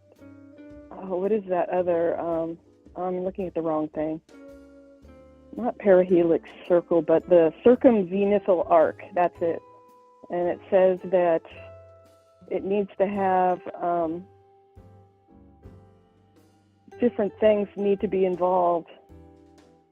And one of the things that it needs to have is the Fresnel's reflection and transmission amplitudes, atmospheric attenuation, chromatic dispersion, azimuthal angular dispersion and ray bundling, and geometrical constraints. So it's like, what? So all those things have to be, I don't know, it was just tripping me out. So I thought I'd mention that. And then you guys were talking about gold. Where I live here in the desert, there's a lot of gold in the soil. And there's literally gold in the hills, like right where I live. And so I've been trying to take big chunks of rock, and it just kind of flows down in really small particles from rain. And so people start gathering it, and they kept coming by with buckets and filling these buckets with dirt. And I'm going, what are they doing? What are they finding? And they never really said anything, but we figured out they were getting it right where the water kind of curves and deposits all the gold like in a curve. So, and it's over time. So there's layers and layers of gold deposits in this soil, and you just kind of grab a chunk, and I put water in it and I swirled it around. I made these little mud cakes and put them on a flat metal surface. And when they dried, I flipped them over, and it was all glittery at the bottom, like glitter cakes or something. I'm all, well, there's definitely gold in here. So anyway, then you guys were talking about the Super Bowl, and I was looking into that today, and apparently because it's a private company putting on the entertainment of it or whatever, I'm not sure exactly the legal language, but they are legally allowed to fix it because it's their company. It's like an entertainment production. And because of the repeal of the Smith-Mundt Act, then the media is also allowed to lie about it. And it was founded originally, years and years ago, by mob families, and it's been owned by those ever since. And it's a big show, but we knew that. And then the last thing I just wanted to mention is my friend Judith. I found out that she was a certain, she's a metal ox, and it turns out that's the same exact Chinese zodiac sign as my late husband, who passed away 2 years ago. And between that time and now, she's like my one friend that I've made nearby that I can walk around and find rocks with and stuff like that.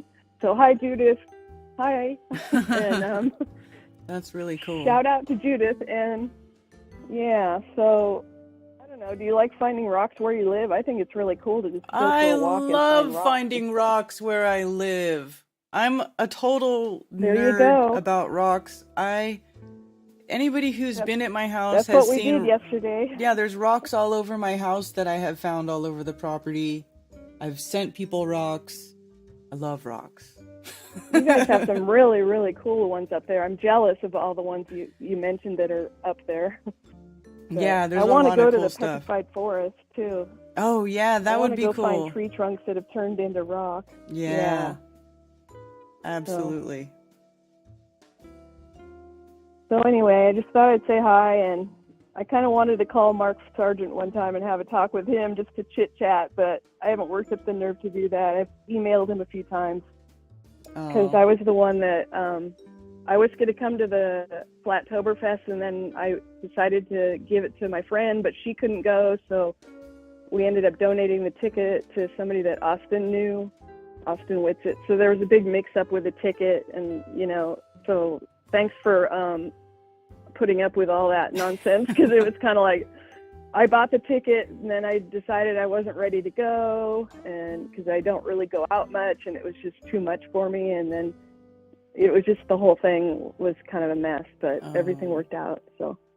Well, you should go to a local meetup. Go start by going to like a smaller local meetup, maybe. Where are you at? Yeah, because I think I've heard it's starting to be more, like, we live right where Arizona, Nevada, and California meet in that corner there. Okay, That's where we live. So it's not there. I know there's meetups. It's just, it would take a little bit of nerve and driving and making sure my vehicle is up to par and stuff like that. But yeah, yes, little steps at a time. Yeah. I'm not very outwardly sociable. I don't usually leave the house very much, but I'm trying to like get out there. It's a little bit at a time, and I'm 64 too, and there's nothing wrong with this age. This is like the best age ever so far. Right? So there's you're nothing the wrong. dragon, baby. You're the dragon. Oh yeah. That's awesome. But I'm an earth pig. So I know that Mark is an earth monkey, but I said he was a flat earth monkey. So yes, he is Anyway, definitely a flat earth monkey. I'm a flat earth pig, I guess. Yes, you Or are. a flat earth boar. But I'm not boring. Anyway, have a good day, and thank you. All right. Thank you for calling. Bye. Bye. That was cool.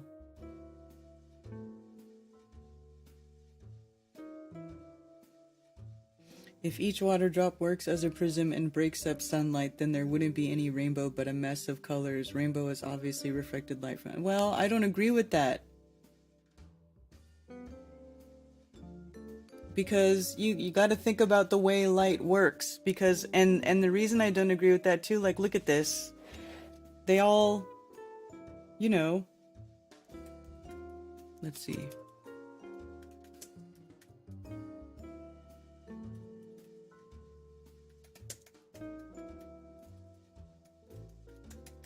You gotta play with light, because sometimes light doesn't really behave the way that you think it would. You know what I mean? Light doesn't always behave like the way you think it would. So here's a bunch of drops and they're each showing a piece of the picture, right? To see, in my mind, I can see how a whole bunch of drops zoomed out would work together as one, right? As one image. I mean, and it does diffuse the light, right? Also, white light gets diffused through the water in the golden ratio.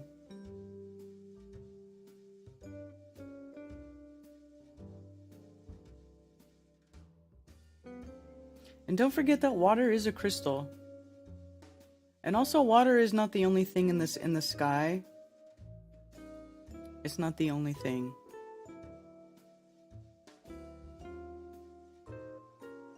Big love from Callie. Hey, Daryl.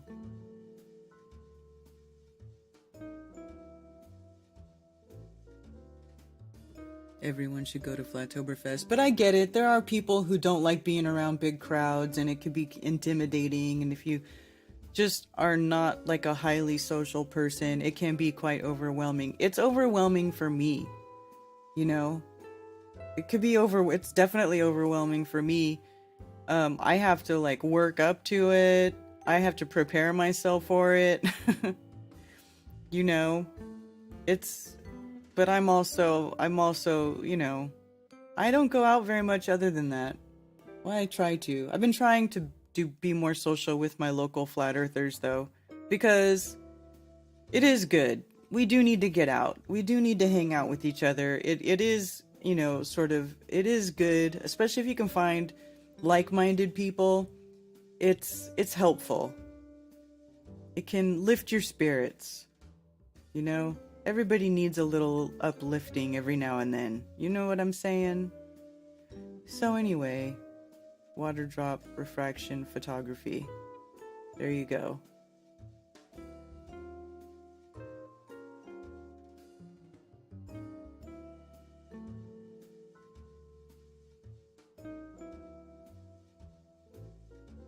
I mean, think about it like pixels on a screen. When you zoom into the screen, when you're up close like this, the pixel, you can see the individual red, blue, and green dots, right? But when you zoom out, they all make a picture. I think it's similar to that.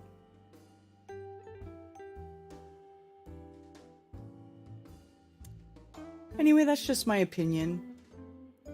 You know, everybody says that it's proof of the dome. I just don't necessarily think so. I think there's more than one way to refract light and rainbows. It's not just through a prism.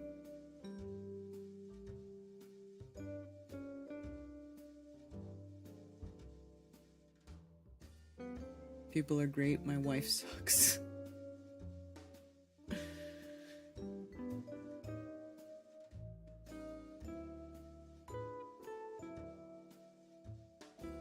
THC crystals rock.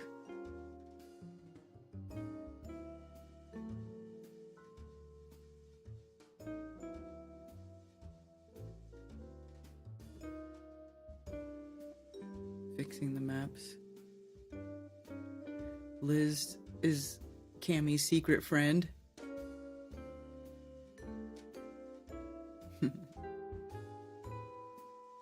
I'm secret friends with the monkey, with Mark, the earth monkey.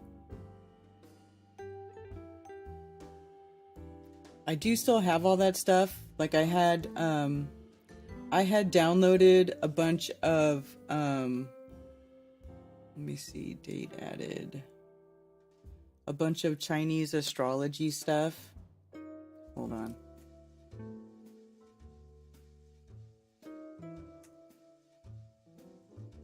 Because I anticipated maybe talking about it a little bit more.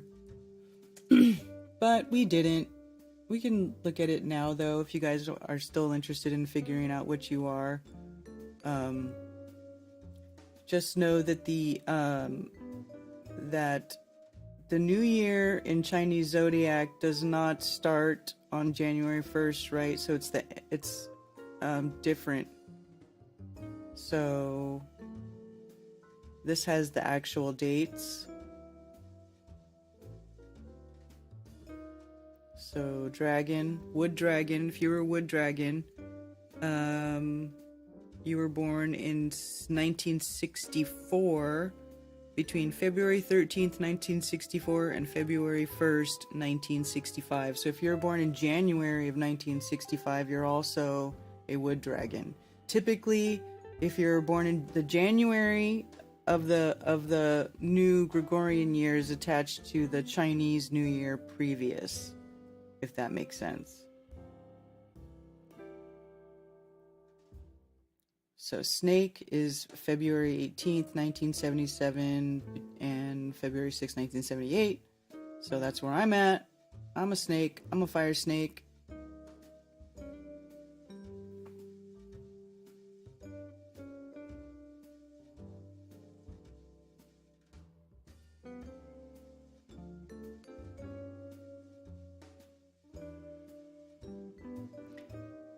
Redondo rocket. Why did you delete that? I hope that was an accident.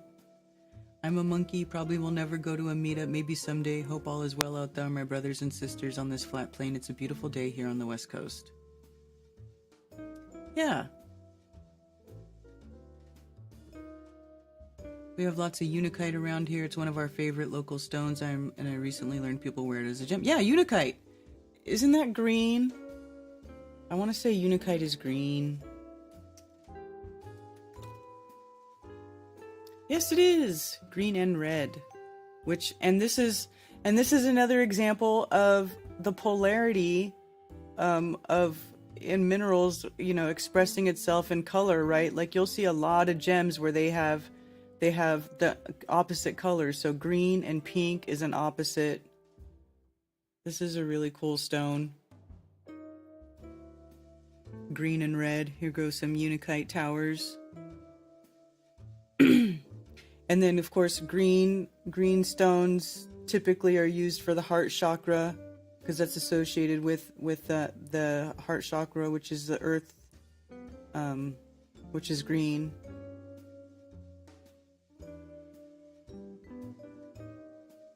Yes, Unakite is cool. I think I have some somewhere.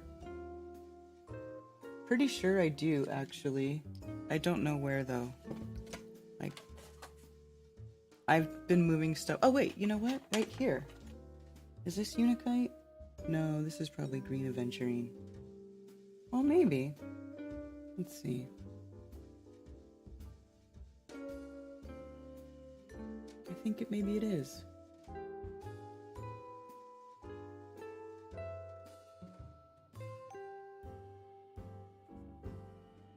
It won't focus.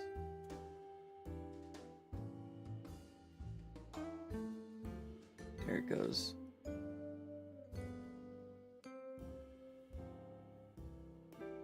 It's got little hints of red in there, so I think that is actually, it's just a green dominant piece of Unakite.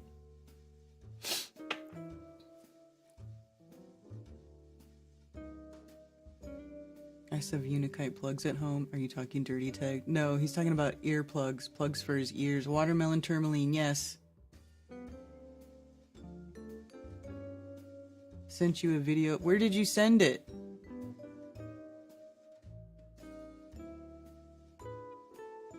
Email?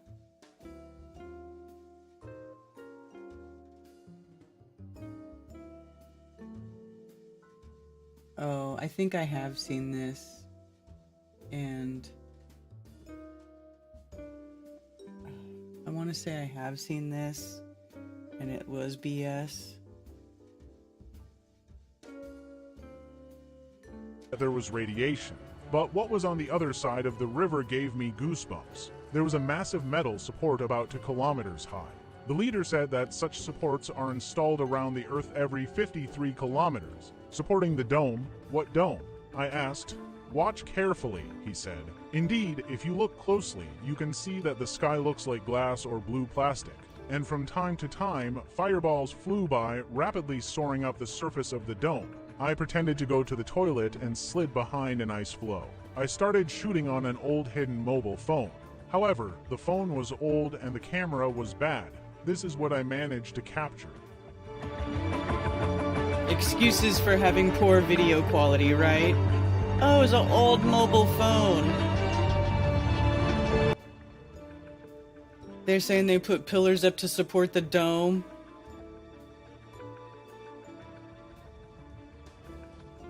Yeah, no. I consider this to be complete and utter nonsense. Now skeptics probably can't wait to print comments. Oh, it's a fake. I consider that to be so ridiculous. Like, that's ridiculous. I think it's ridiculous that people think that man has anything to do with creation, with the sun, like the sun simulator, like man being able to invent something that can replace and be as reliable and as predictable and as as the sun. Like, there is nothing that man has ever made or created that has stood the test of time through any sort of eons or anything. Everything just starts to deteriorate or starts to degrade. There is no, I'm sorry, no. When it comes to Earth and the creation, that is its own thing. Like, the creator only knows how that works, straight up. And no, I don't think man even knows or can even comprehend how to design or construct anything that would be made to hold up something as big and massive as the dome over the entire motherfucking earth. Like, that is so laughable to me. It's laughable. Like, it's just a cheap foam, but that's the pillar that holds up the sky dome. Get out of here, dude. Nobody has ever seen the sky dome. Nobody's ever touched it. Nobody's seen any pillars. There's no freaking man-made pillars holding up the dome. Like, that's just so... This is fake! This is so clear. UFO, what? Section 51? This is... fake. Fake. I mean, it's ridiculous.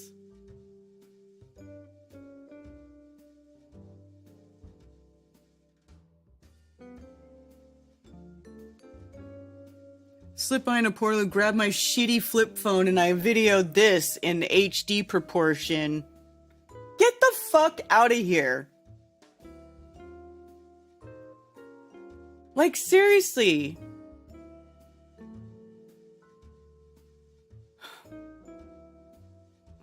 Like, I get... please don't make me talk crap. I just want us to just start totally talking crap. Oh, and this is also where they have the fake AI. Same video has the same fake AI, fake Antarctica pictures. This fake bullshit that has already been shown to be debunked and to be fake.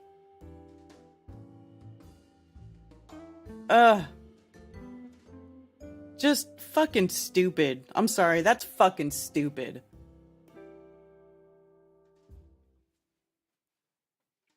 I have standards. You know, maybe that's... And I get it. I get it. People love clickbaity shit. Oh, look at this. Oh, look at that. They like to get that... Whoa, that feeling, you know? I so don't care about that. I don't care about putting up clickbait. I just don't. I just don't. Caterpillars hold up the dome.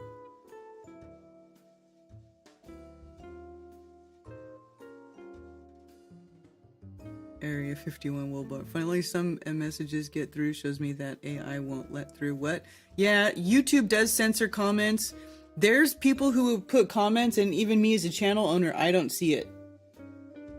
Not even to block it, not even to approve it. There are certain things that you can type into the chat, and it will not get through. Hey, cheers, Isabella Live 2.0. Welcome to Based.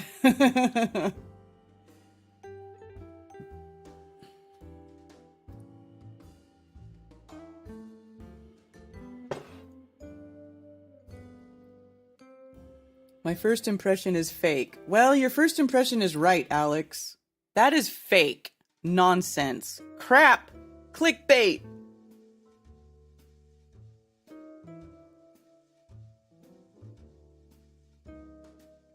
Love Unikite, red and green. Yeah. The Tower of Babel would be evidence they would not want seen. I don't even think that's... I think that's just complete... fabrication. That video was a fabrication. It was fake. It's like the first attempt at using AI to create a fake video with fake AI pictures. They were successful. Now everybody knows about AI, but that was like right before it was this trendy and people fell for it, I think. I guess. I mean, I don't really know why anybody would believe that nonsense. I mean, and it's ridiculous too. Here, let me reopen it. It's so ridiculous. I mean, look at the... Where is it? I mean, look at this. It's just a big thing that goes up to nothing. And so what, that's the top of the dome. That's it right there. Like, that's not very high. I feel like I see airplanes go higher than that. Like, what is this stupid shit? I mean, come on. What is it attached to? So what, the dome is supposed to be attached right there? And look at these stupid fake... This is so stupid. Look at the ancient Antarctica sculptures. Ooh, don't you believe it? Like, come on.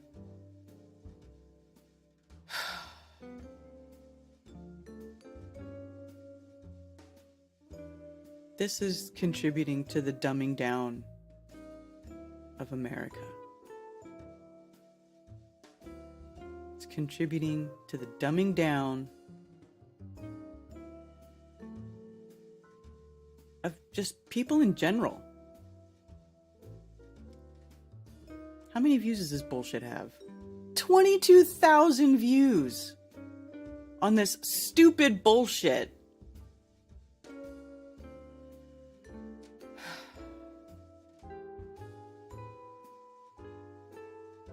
I guess if I want my channel to grow, I have to share bullshit. Is that what I have to do, you guys? Should I start sharing bullshit? Should I jump on that bandwagon and just start sharing bullshit so I can get views?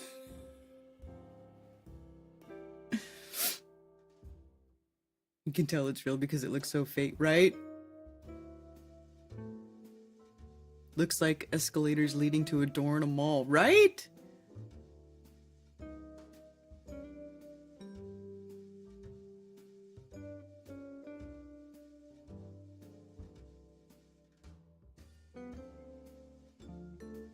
The nuclear missiles in Project Fishbowl and Operation Dominic in the late 50s exploded against something solid on 8mm clips I've seen.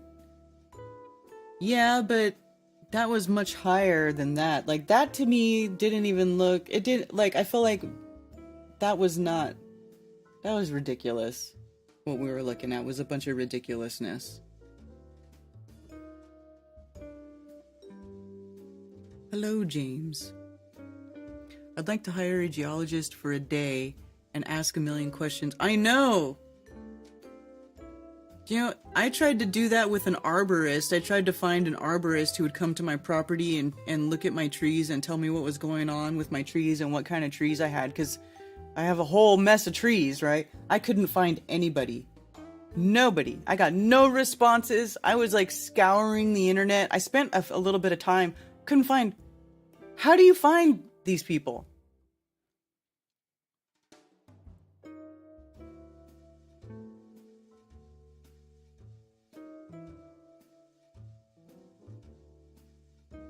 Stuck in Karen. Oh, you guys are on the phone. Sorry. Thank you for calling Coffee Talk. You're on with Karen B. Oh my God, that was funny. Nice work. Yeah, no, that came from Dave's channel. So I was like, I've never seen this one before. I was like, what the hell is that thing? You know, but you know what? Last night on the Super Bowl, they did an entire commercial with AI pictures. Like, I doubt that the company spent even $1 for any talent during the Super Bowl, because I was watching for the halftime show because I wanted to see what they were going to do, and everything's fake. I mean, how can everything, like, if you can fake the stuff they're faking now, that's like nothing is even useful to even have clickbait upon, really. You know what I mean? Yeah. Does that make any sense? In other words, what are we looking at? Like, I don't even know how much they've actually faked by now, if they haven't faked the whole thing. Just seeing what, you know, AI can do, for that matter. So it's like, how far back did it go? When did they start doing it? What pictures were real versus what pictures were AI, versus when they started using AI versus what you know, how much they're using AI now. So you're almost kind of like stuck in this quagmire. You're like, well, are they going to make a tech that can discern between AI and not, or did they already think that one through and make the tech itself that discerns its own AI that it made up? You know, go through all these things. Yeah, I don't know. Because on that. Go ahead. On that video, the only thing that struck me as even a little remotely interesting was they were taken with two different cameras. Okay, so what? They could fake them on both cameras, right? So like one was supposedly from an old mobile phone camera, then another one was from a high def camera, and it was the same thing, which, I mean, again, could be faked both times. So like, at what point in time do you even have a proof of a proof of a proof until it's just like it disappears like a what in the wind, you know? It's like, picture I don't know. From a high def camera? I didn't see any high def camera. Oh, there's two in the middle of the video. There's one from a low a low resolution camera. It was on someone's really old mobile phone. And then there was a second one taken years later, allegedly, from high def. It sits at the same 655 mark. There are two different videos there. So that was the only thing that struck me as interesting, was that. But then you can just fake that too. You know, it's like, at what point in time do you like, yeah, the whole proof, if I'm watching you on video, a little bit lagged, but if you go back to like 655, the first video is low, that's from the old mobile phone. And I'm just like, it still has that little flashy ball thing there. And then the second one is allegedly taken a couple, like, years later on a high resolution thing, which could also be fake and probably is. So like, you know, these are the things that, like, essentially when you start looking at anything that's a picture, I mean, how are you going to tell the difference? You know, like, that's the old one, yeah, and then you move a little bit past that and there's a new one. I think it's like it's 25 seconds later or something. But anyway, it's just kind of, at this point in time, I don't know The same how much we're going bullshit to be able me. to trust pictures. The same. That's okay. Now you're at the new one, the higher resolution. You can tell because it's got the white sky. And yeah, I mean, it just could be the same thing.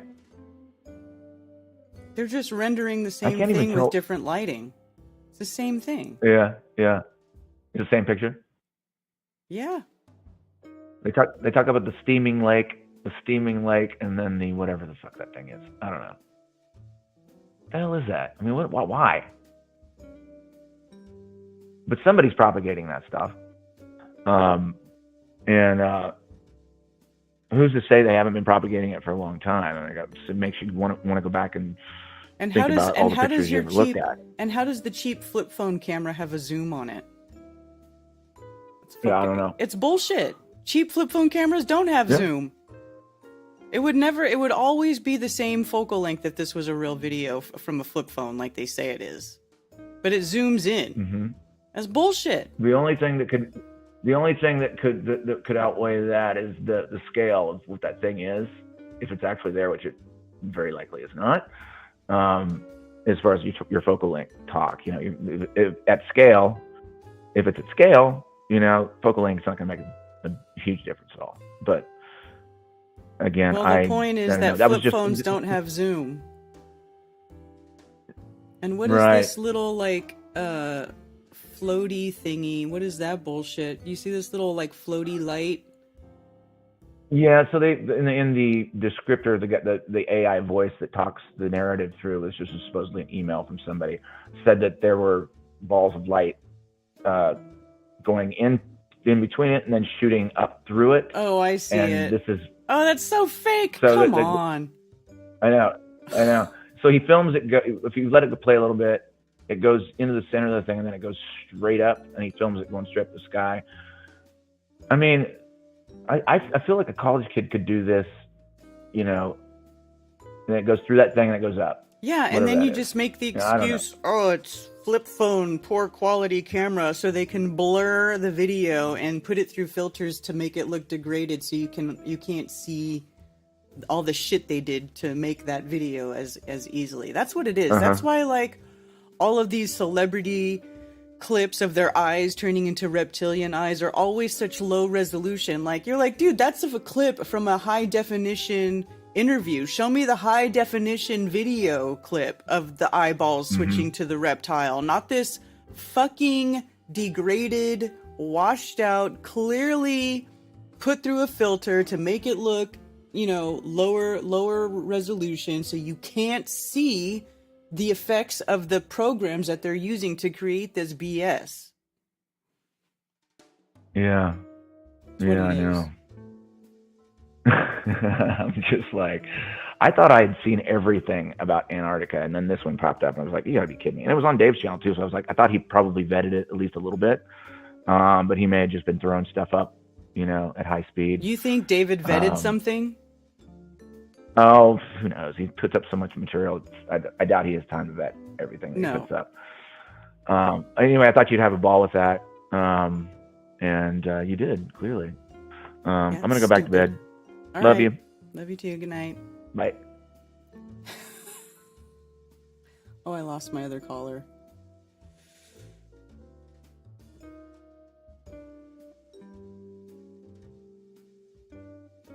My old flip phone had no camera. Well, mine did, but it was stupid, and I wasn't taking any video with it. Like, the whole story is so dumb.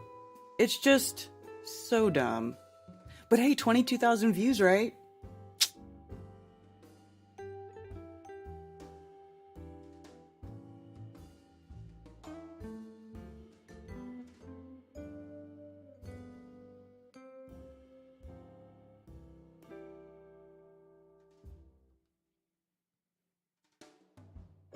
Yeah. Nothing should be put up to a large audience when it's obviously fake. I mean, I would agree with that. I would never post that as true. I remember in the very early days of Flat Earth when we were trying to, when there wasn't very much of us and there were people making videos. If anybody put up a video that had wrong information in it, they used to take it down. I mean, there was a lot of, like, Zach did it, I did it. There's a lot of flat earthers. We would make videos, and then later, you know, through the scrutinization of the audience, find out the information and it was wrong, and we would have to make correction videos or take the video down because, God forbid, you put up something that was wrong when you're supposed to be a truth seeker. Like, there used to be standards for this shit. Now nobody gives a shit. You can put up whatever bullshit you want to put. You can talk about whatever bullshit you want to talk about. It doesn't have to be true. You don't have to have any sort of scientific evidence for it. You can just pick any picture you want and just make up any story about it that you want. If it's interesting enough, you'll get a lot of clicks. And then people will start going around and talking about it like it's truth. That's what the fuck is going on around here. And it drives me crazy. I hate it. I cannot, in good conscience, participate in that behavior. I cannot. And, you know, I get a lot of shit for it. But you guys, come on. This isn't like... I mean, you know how I feel about it. I'm just tired of... I'm even tired of ranting about it. I'm just over it. I'm over it. If you guys... Anybody who wants to go talk about bullshit and believe bullshit, be my guest. Have fun. As Austin Whitsitt says, let the dead bury the dead. Like, it is not my job to, you know, make sure... It's just, you know, if people who care about truth and who care about learning about the earth and how it really works will do so, okay? And if they find me and they like what I talk about, great. People who want to hear about fantasy stories and plasma apocalypse and the oceans getting sucked off the surface of the earth and vapor canopy and, you know, Titan trees and you know, X Factor and all of that bullshit, I'm sorry, you are not going to find it here. You are not going to hear about it here. I have no interest in making up fantasy stories. I'm happy to look at stuff on an individual basis and see about things, but as far as like worldwide cataclysmic reset events, there is only one that has any evidence of being true, and that is the flood from biblical times that supposedly happened, 3,000 years ago, however long ago it was, 3,500 years ago. That is the only one that has any evidence of being true or at all, with, you know, seashells and marine fossils and all that stuff being found on mountaintops.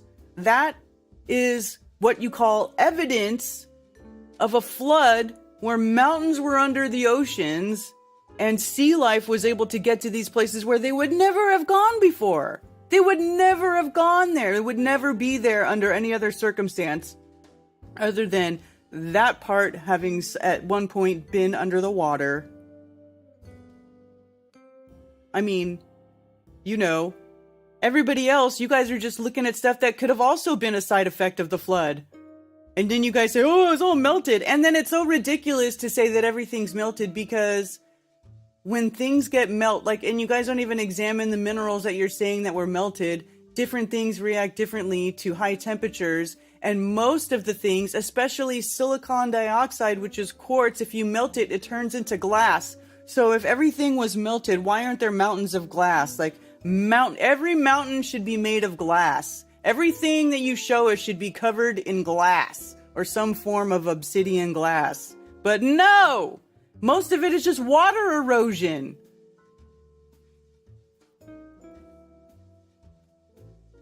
I'm sorry, but I'm just... whatever. Hey, Mark Sargent, good to see you. Mark's working out. 2:02 this morning.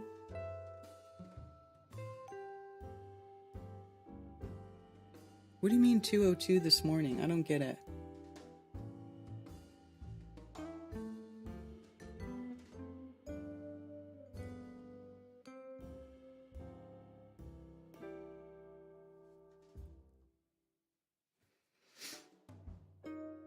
Remember, they live on the roof with the transporter Starlight Machine portal maker thing. Roddy Piper blew up with a low caliber gun. The whole array, which materializes alien DNA into a light beam. I watched that movie with Ted not that long ago. It was pretty entertaining, I have to say. Just think of it as an opportunity to practice discernment. I guess so. It is.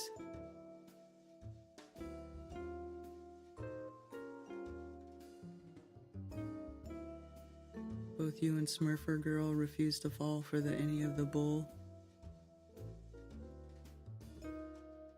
Perhaps the mountain was pushed up from under the ocean. Dr. Back Asswards, I believe that they were born of the ocean from the great super saturated mineral slurry that was the great deep before the creator spoke and said, "Let there be light," and ignited the spark of life in the realm, and then the crystals began to grow. The mountains of crystals began to grow from under the sea. From under the sea. Right? I started trying to make some... Let me show you guys some stuff since we're talking about it. I started to make these pictures because I was playing with, I have to admit it, I started playing with AI and I feel dirty, but I wanted to see if it could create like what I was thinking in my mind about this, the crystals growing out of a super saturated mineral slurry. And so these are some of the images that it came up with. Let's see, hold on. Why can't I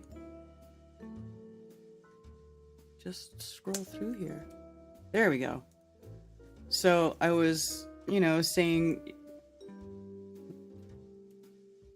it probably didn't happen exactly like that, but, and I'm sure this is like, even I am not, I'm probably wrong. I'm still very far off from how this would go, right?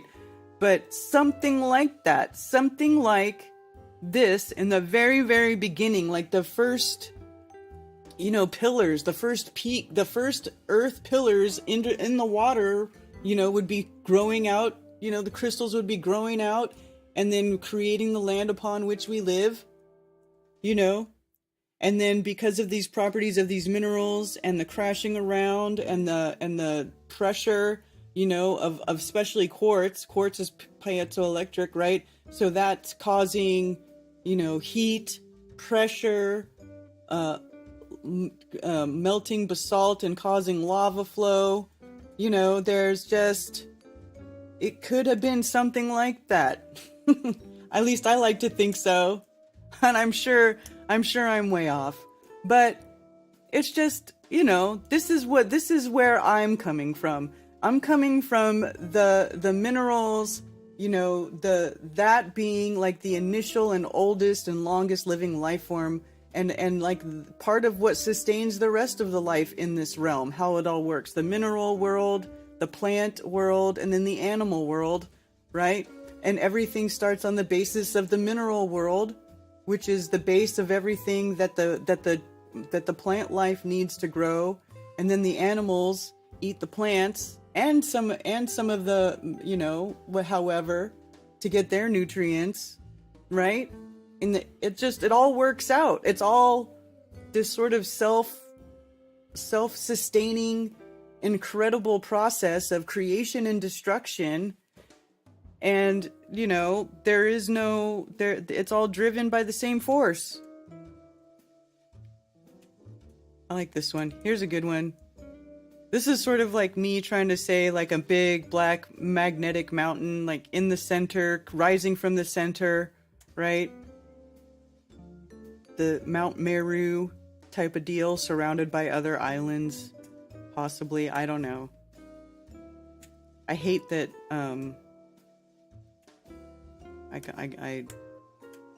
I finally sucked it up and can't believe I did that. I'm so dirty.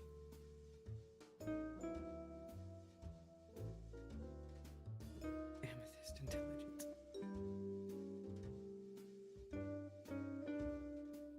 Karen, have you heard of the Galactic Federation and any of the people who channel them and others? Oh yeah, I've heard of that, but I don't know.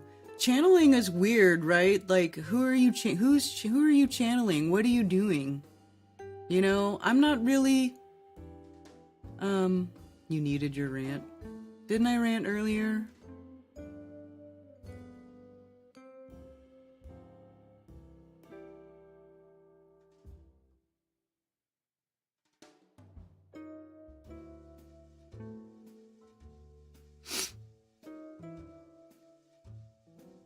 The waters were there, the dark deep, the formless deep. Yeah, according to the text itself, right? So you exactly, that's what I'm saying. The deep, the great deep, the formless great deep, the formless great deep of the super saturated mineral slurry, the original mixture, the original quote unquote primordial soup, right? Some of this stuff that they say, it's like, you're like, oh, you know, there's some truth there. But it's not what they tell you, right? It's not what they tell you. It's totally different. 101 this morning, does that make me have... Oh, are you talking about weight? Oh, I get it. Oh, so Mark weighed in at 202. Mark's doing good.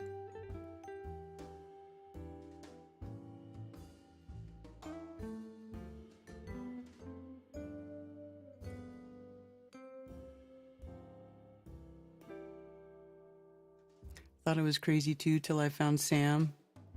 Who's Sam? Yo, I don't know. Anyway, so I'll probably be playing with that a little bit more because I'm working on putting together like a little presentation of you know, the crystalline realm, as it were, as the story that I would like to tell. You know, so that's what I'd be working on. Oh, and the other thing that I've been working on, of course, you guys, let me just take a minute to talk about this, is tinfoilhatlove.com, y'all. So I purchased a website a while ago, but I hadn't done anything with it. Well, now I'm finally starting to do something with it. I've been working on it. I was working on it all day yesterday, and it's really a pain in the butt, and I hope I can get it to work correctly. I'm really just doing like bare bones, bootstrap website. It's like, it'll be like a matchmaking website where you go in and you're going to make your profile and you can upload a picture and you can put, you know, stuff about you, and then the site will find other people whose matches match you, and it'll show you people like, oh, this profile matches what you're looking for, X amount of percent or whatever. And you know, I think it'll work out because we're not a huge group of people right now, but I think it'll be a good place to start. It'll definitely be a good place to start. Tinfoil hat love sounds great. And what I will do too is like through members of that website, I will give special discounts to events, to all of my events, of course. And maybe if enough people start participating in it, we can actually do events that are just singles events, or try to organize different singles events in different areas of the country, so that, you know, we can get people together. Because I really do like to see people find happiness and find a partner that treats them right and loves them for who they are.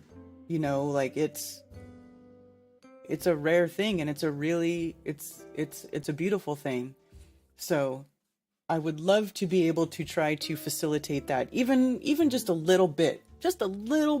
If I can help just a little bit, help people find each other, you know. And I also would like to I'll be doing, you know, streams. I would like to do live streams for singles. Maybe if somebody wants to put themselves out there publicly and go on a live stream and talk about what they're looking for in another person, you know, it sometimes that can also be very helpful. So somebody can see you talk and they can see, you know, your energy, and like, you know, and maybe that can help you find somebody too. So this is just sort of a thing that I want to start doing, because it's something that I feel like is needed. Nobody's really doing it. I've seen other people try to do some sort of matchmaking thing, and it hasn't really worked out. You know, I don't know that mine is going to be successful. Maybe mine will flop just like the others did, but you don't know if you don't try, right? You don't know if you don't try. So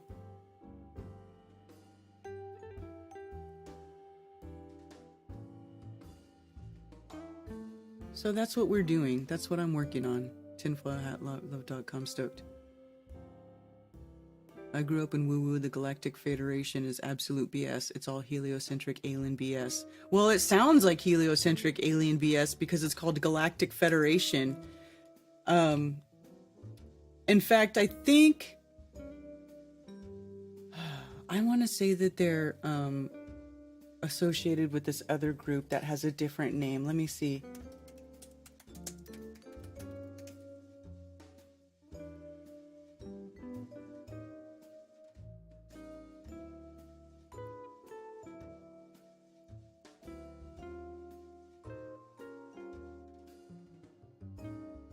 Former Israel Space Security Chief says extraterrestrials.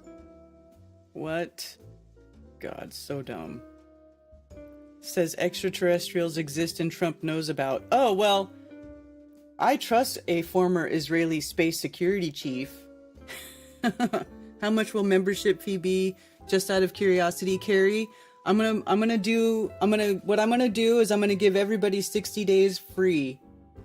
So when you first sign up, I think I'm going to do it so the first 60 days is free, and then after that, if you want to keep using it, I think it'll be like $7 a month. And then I also will have it set up so that you can get 6 months with a little bit of a discount. But yeah, I'll let everybody have I think I'm going to do it so everybody's going to have 2 months free, and you can come in and you can make a profile and you can test it out and see how it works and all that stuff. And plus, to be honest, like, I might be working kinks out of the website. Like, once it goes live, I'll probably spend that 2 months working kinks out of the website, you know? So, I don't know. So far, that's what I've got going.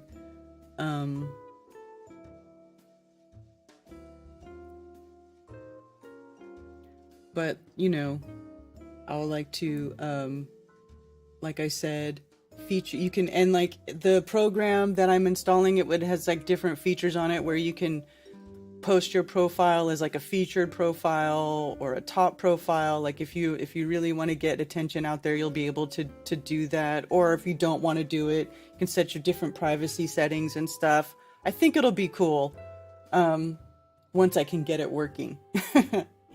So anybody out there good with websites and want to help me build it, it would probably get done faster if anybody knows what they're doing. Me, I'm limping along as usual.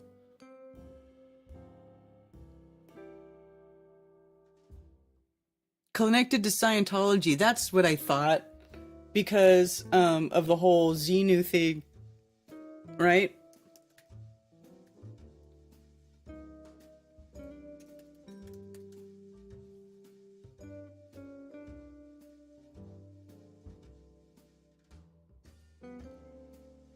Because there's that symbol, right?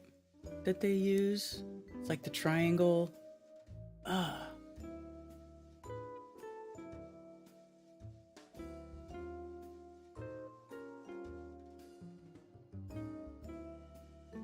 It's not in here.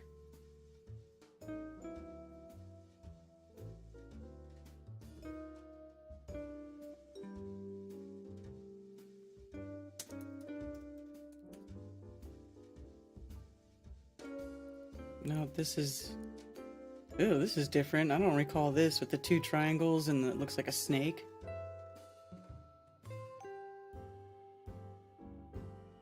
No, but there's... Oh, I can't remember the name of it. I was just looking at their stuff.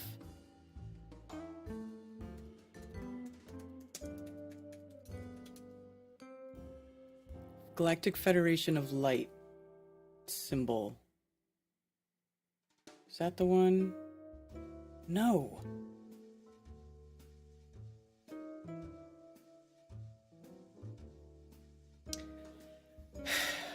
The symbol I'm thinking about looks like this. Here, I'm gonna just draw it.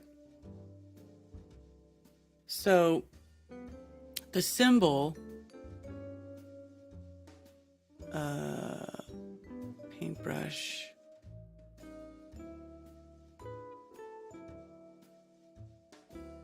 is like this.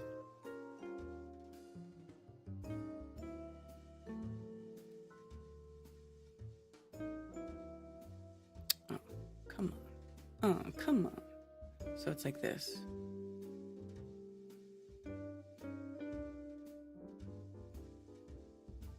Right?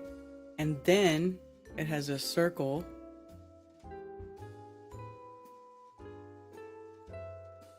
In the center that touches all the sides of the triangle. I didn't do this right, but it goes like this, right? And it's got black, right? Like that. And then there's like a line in the circle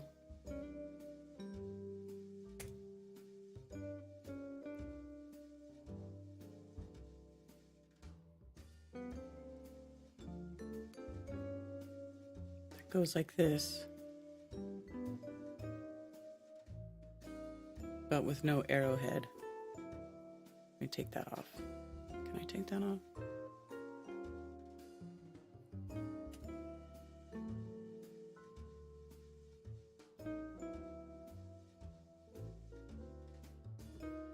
Like that. You know what I'm talking about? It looks like that. And you'll see it on cars.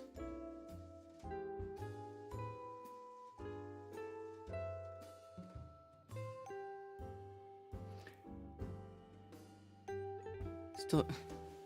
Flat earther.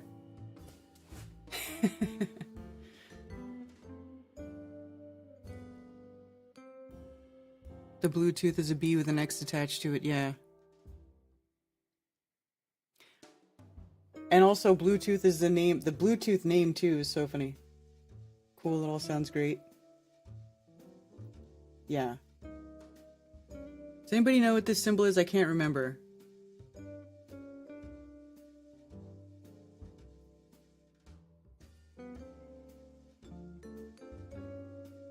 But it was something that has to do with all of this crap.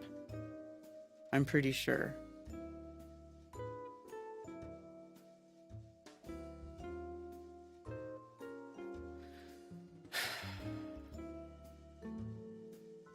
I can't remember.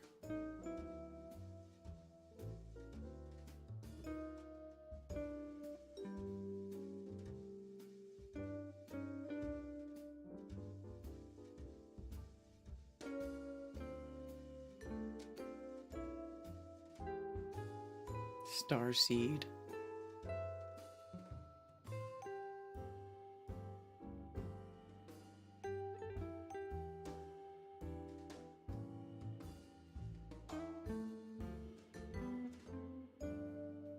I don't know. Alcohol Anonymous. Oh, that's true, it is. But there was something else getting weird. That's not what I'm thinking of, though, is it?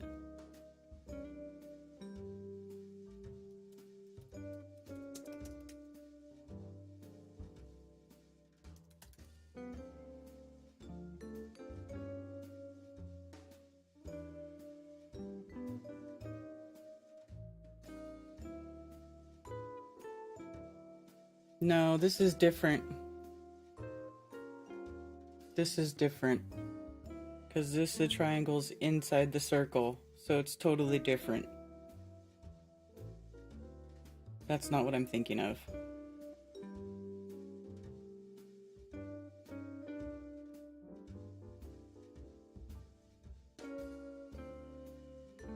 This is, and see how it's the other way around. Oy, I don't know. Anyway, whatever.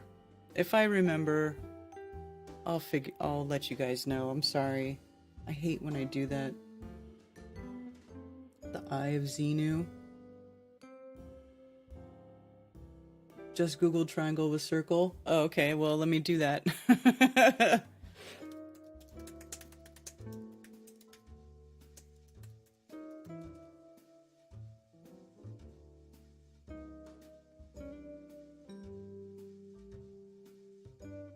Yeah, but here. Something like this.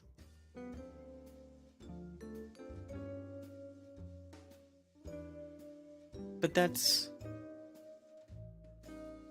like this, dude. What is this?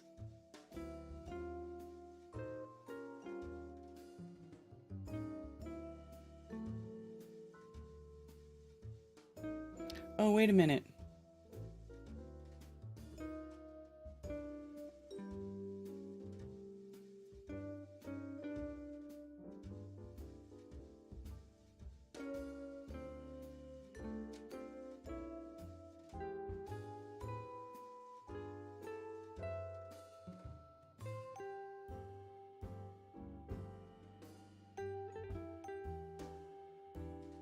Illuminati's god, known as Satan or Iblis. This one.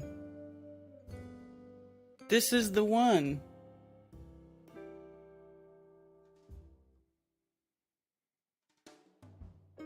Illuminati's god, huh?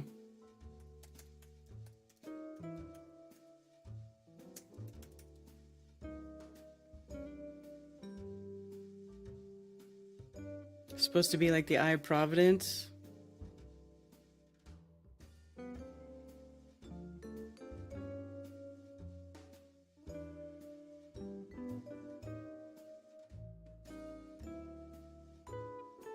See, but this is different than the Eye of Providence. I mean, maybe it's supposed to have the same meaning, but it's...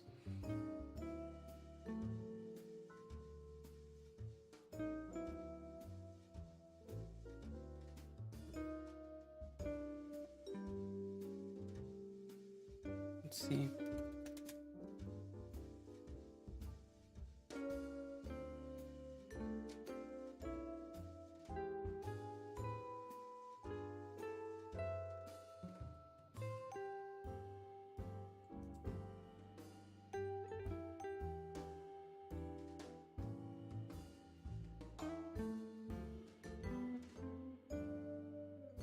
Use it in Harry Potter, but obviously it's not going to be from Harry Potter. That's got to be from something else. This is it?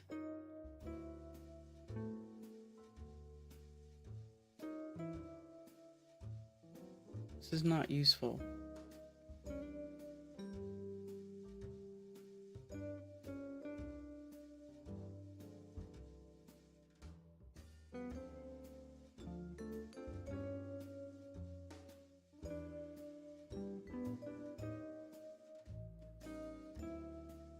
The symbol of edgelord mystics. Let me look up alchemy.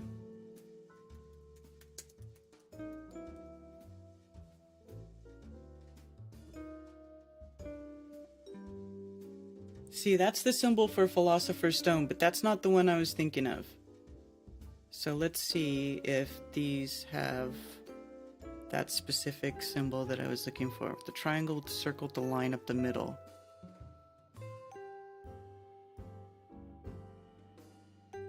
I'm not seeing it in these.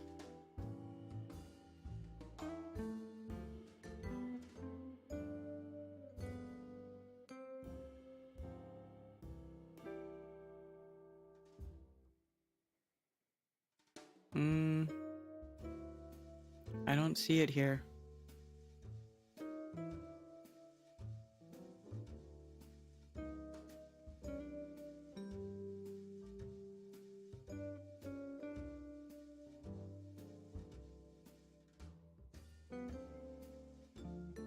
I see different parts, but not that one.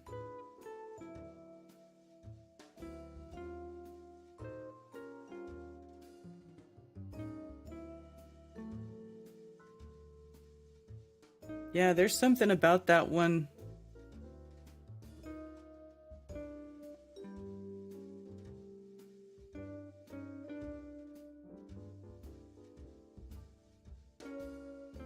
I literally don't see it in any of these. Just the typical fire, water, air, earth, phosphorus, sulfur.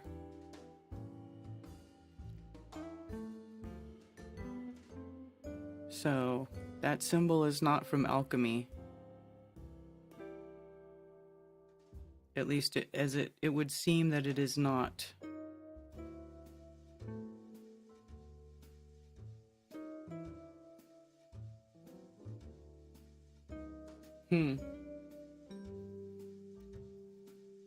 Also, it's called Master of Death symbol. Let me search that.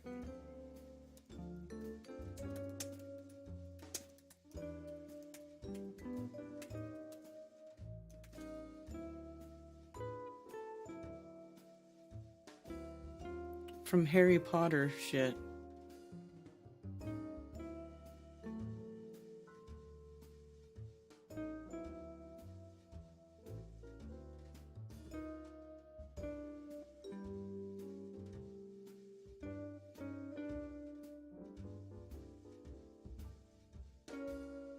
It's weird that it's only showing up the association with Harry Potter, but that can't be the only association.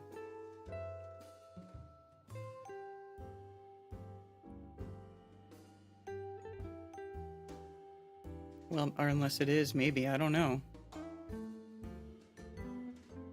Well, this website didn't seem to think that it was Harry Potter.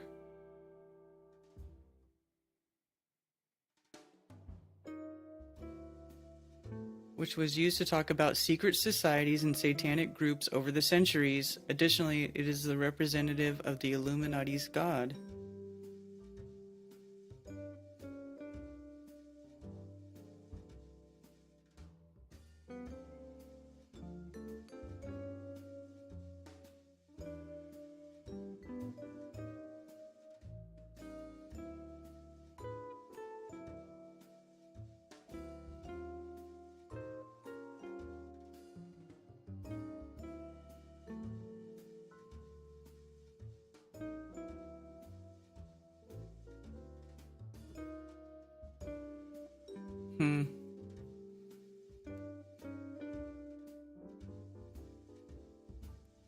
But anyway, this doesn't say anything about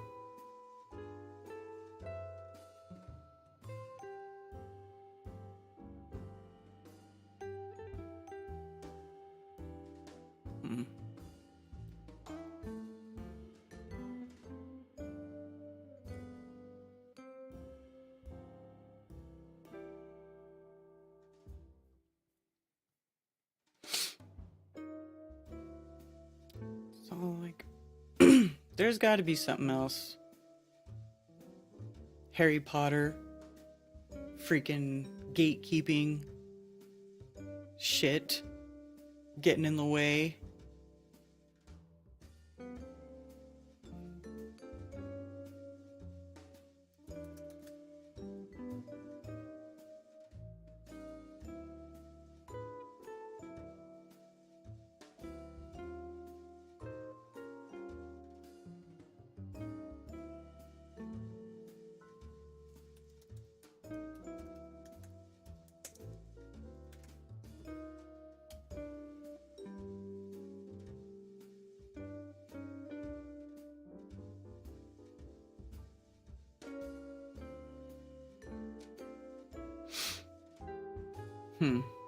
Okay, well, whatever. I guess I'll get off of that trip.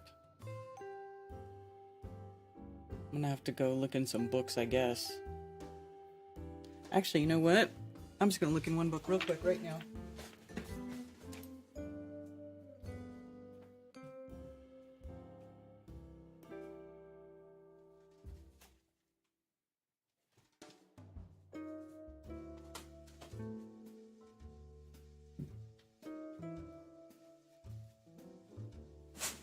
I only have one book that I know of that might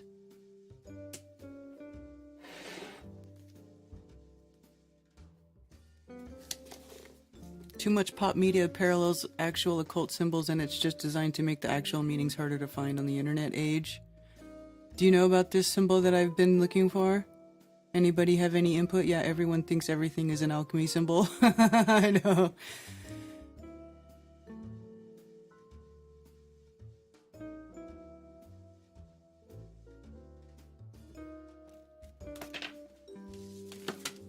So I have this Kabbalah dictionary.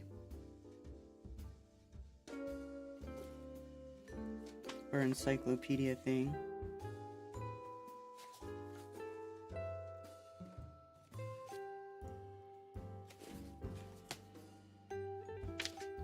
And I just want to see if it's got anything in here about it.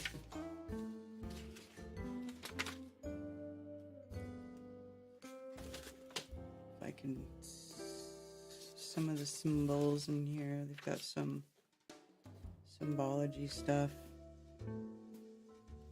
They use a lot of sigils.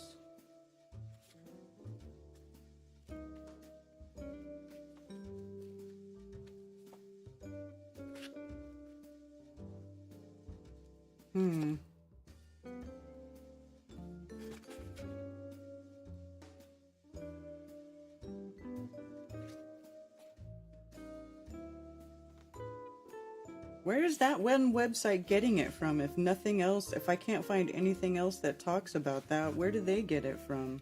That's just so weird that it's like not showing up except for Harry Potter.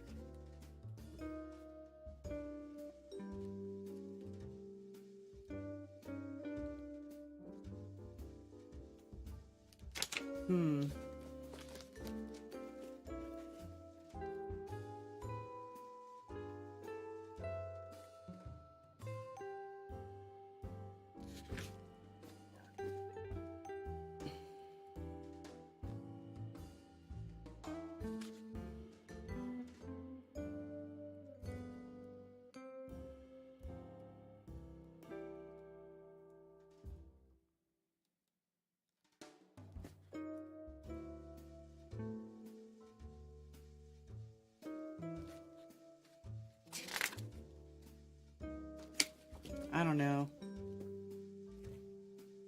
I don't think I'm gonna get to the bottom of this one today. Or maybe it is just Harry Potter bullshit.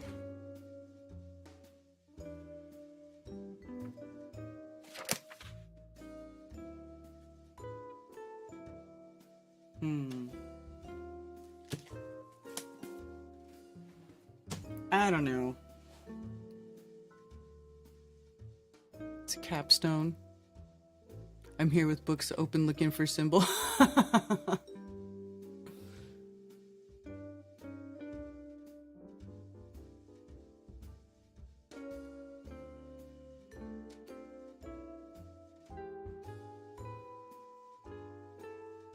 Google has been broken forever. I know. And plus, they probably hide shit from here. Let me do a little VPN window. Oh, no. I can't start VPN because I'm streaming. It'll mess things up. But later, that's what I'm going to do. I'm going to put on a VPN. I'm going to make it look like I'm in a different country. I'm going to do the same search, and I bet you I got different results. I should record it. I could screen record it. But you can't really stream with a VPN on. It doesn't work so great. It slows everything down way too much. Anyway.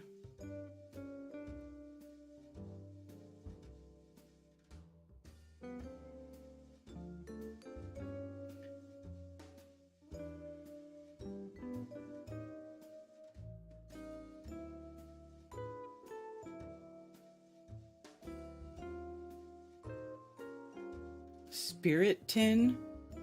What is spirit tin? Is that really a thing?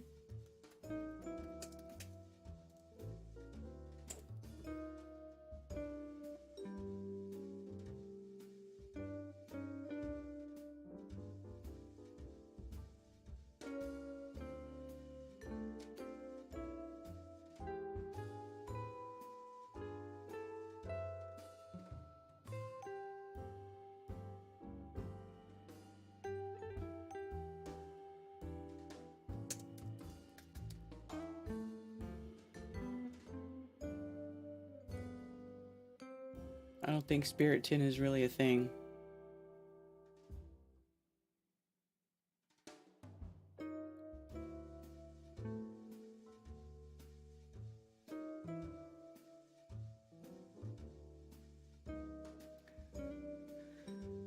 You will get different results, yeah, I'm sure.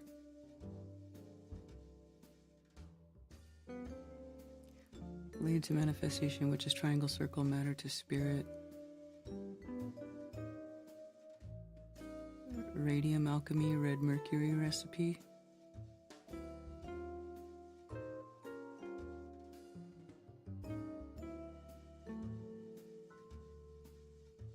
Solar powwow.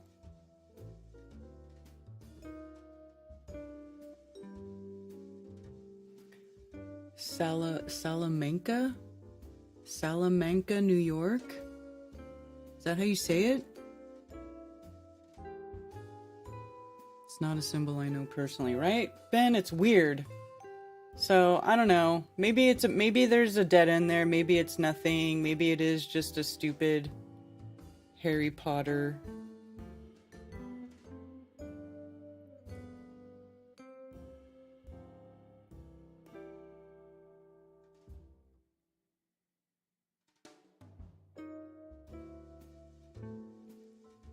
But it does seem to be some sort of version of like basically the Eye of Providence.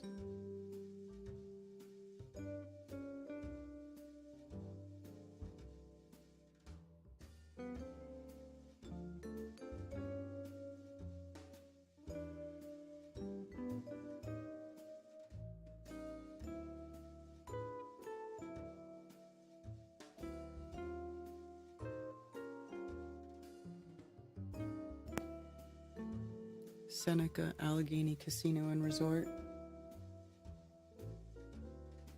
It's a 7-hour trip for you to get out to Jenny Sparks' Twin Cities meetups. Wow, Brianna, that's a haul.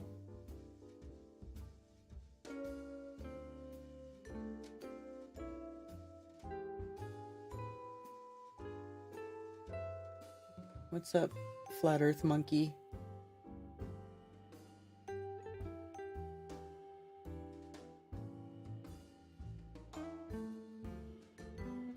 It's 12:27. Is it time for me to wrap it up now? Back. Did I miss it? You did miss it, Mark. You missed it all.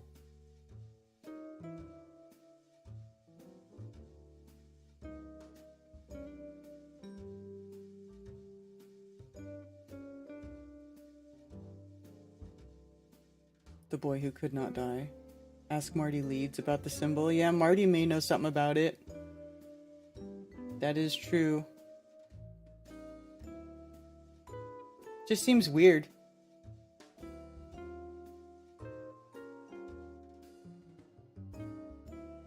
Using frequencies and healing. That's awesome. Frequencies. Yeah, man.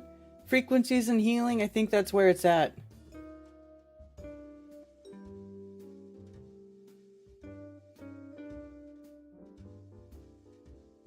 Wrap it up.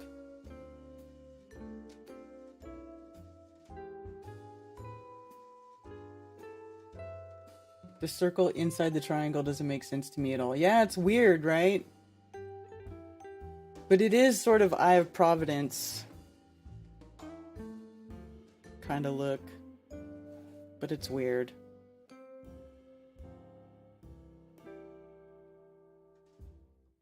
I don't know. I don't know. Anyway, that was cool. Had a little a little dive into symbology today. What is the full Hippocratic Oath, by the way? I wonder what the words are to it. The whole oath.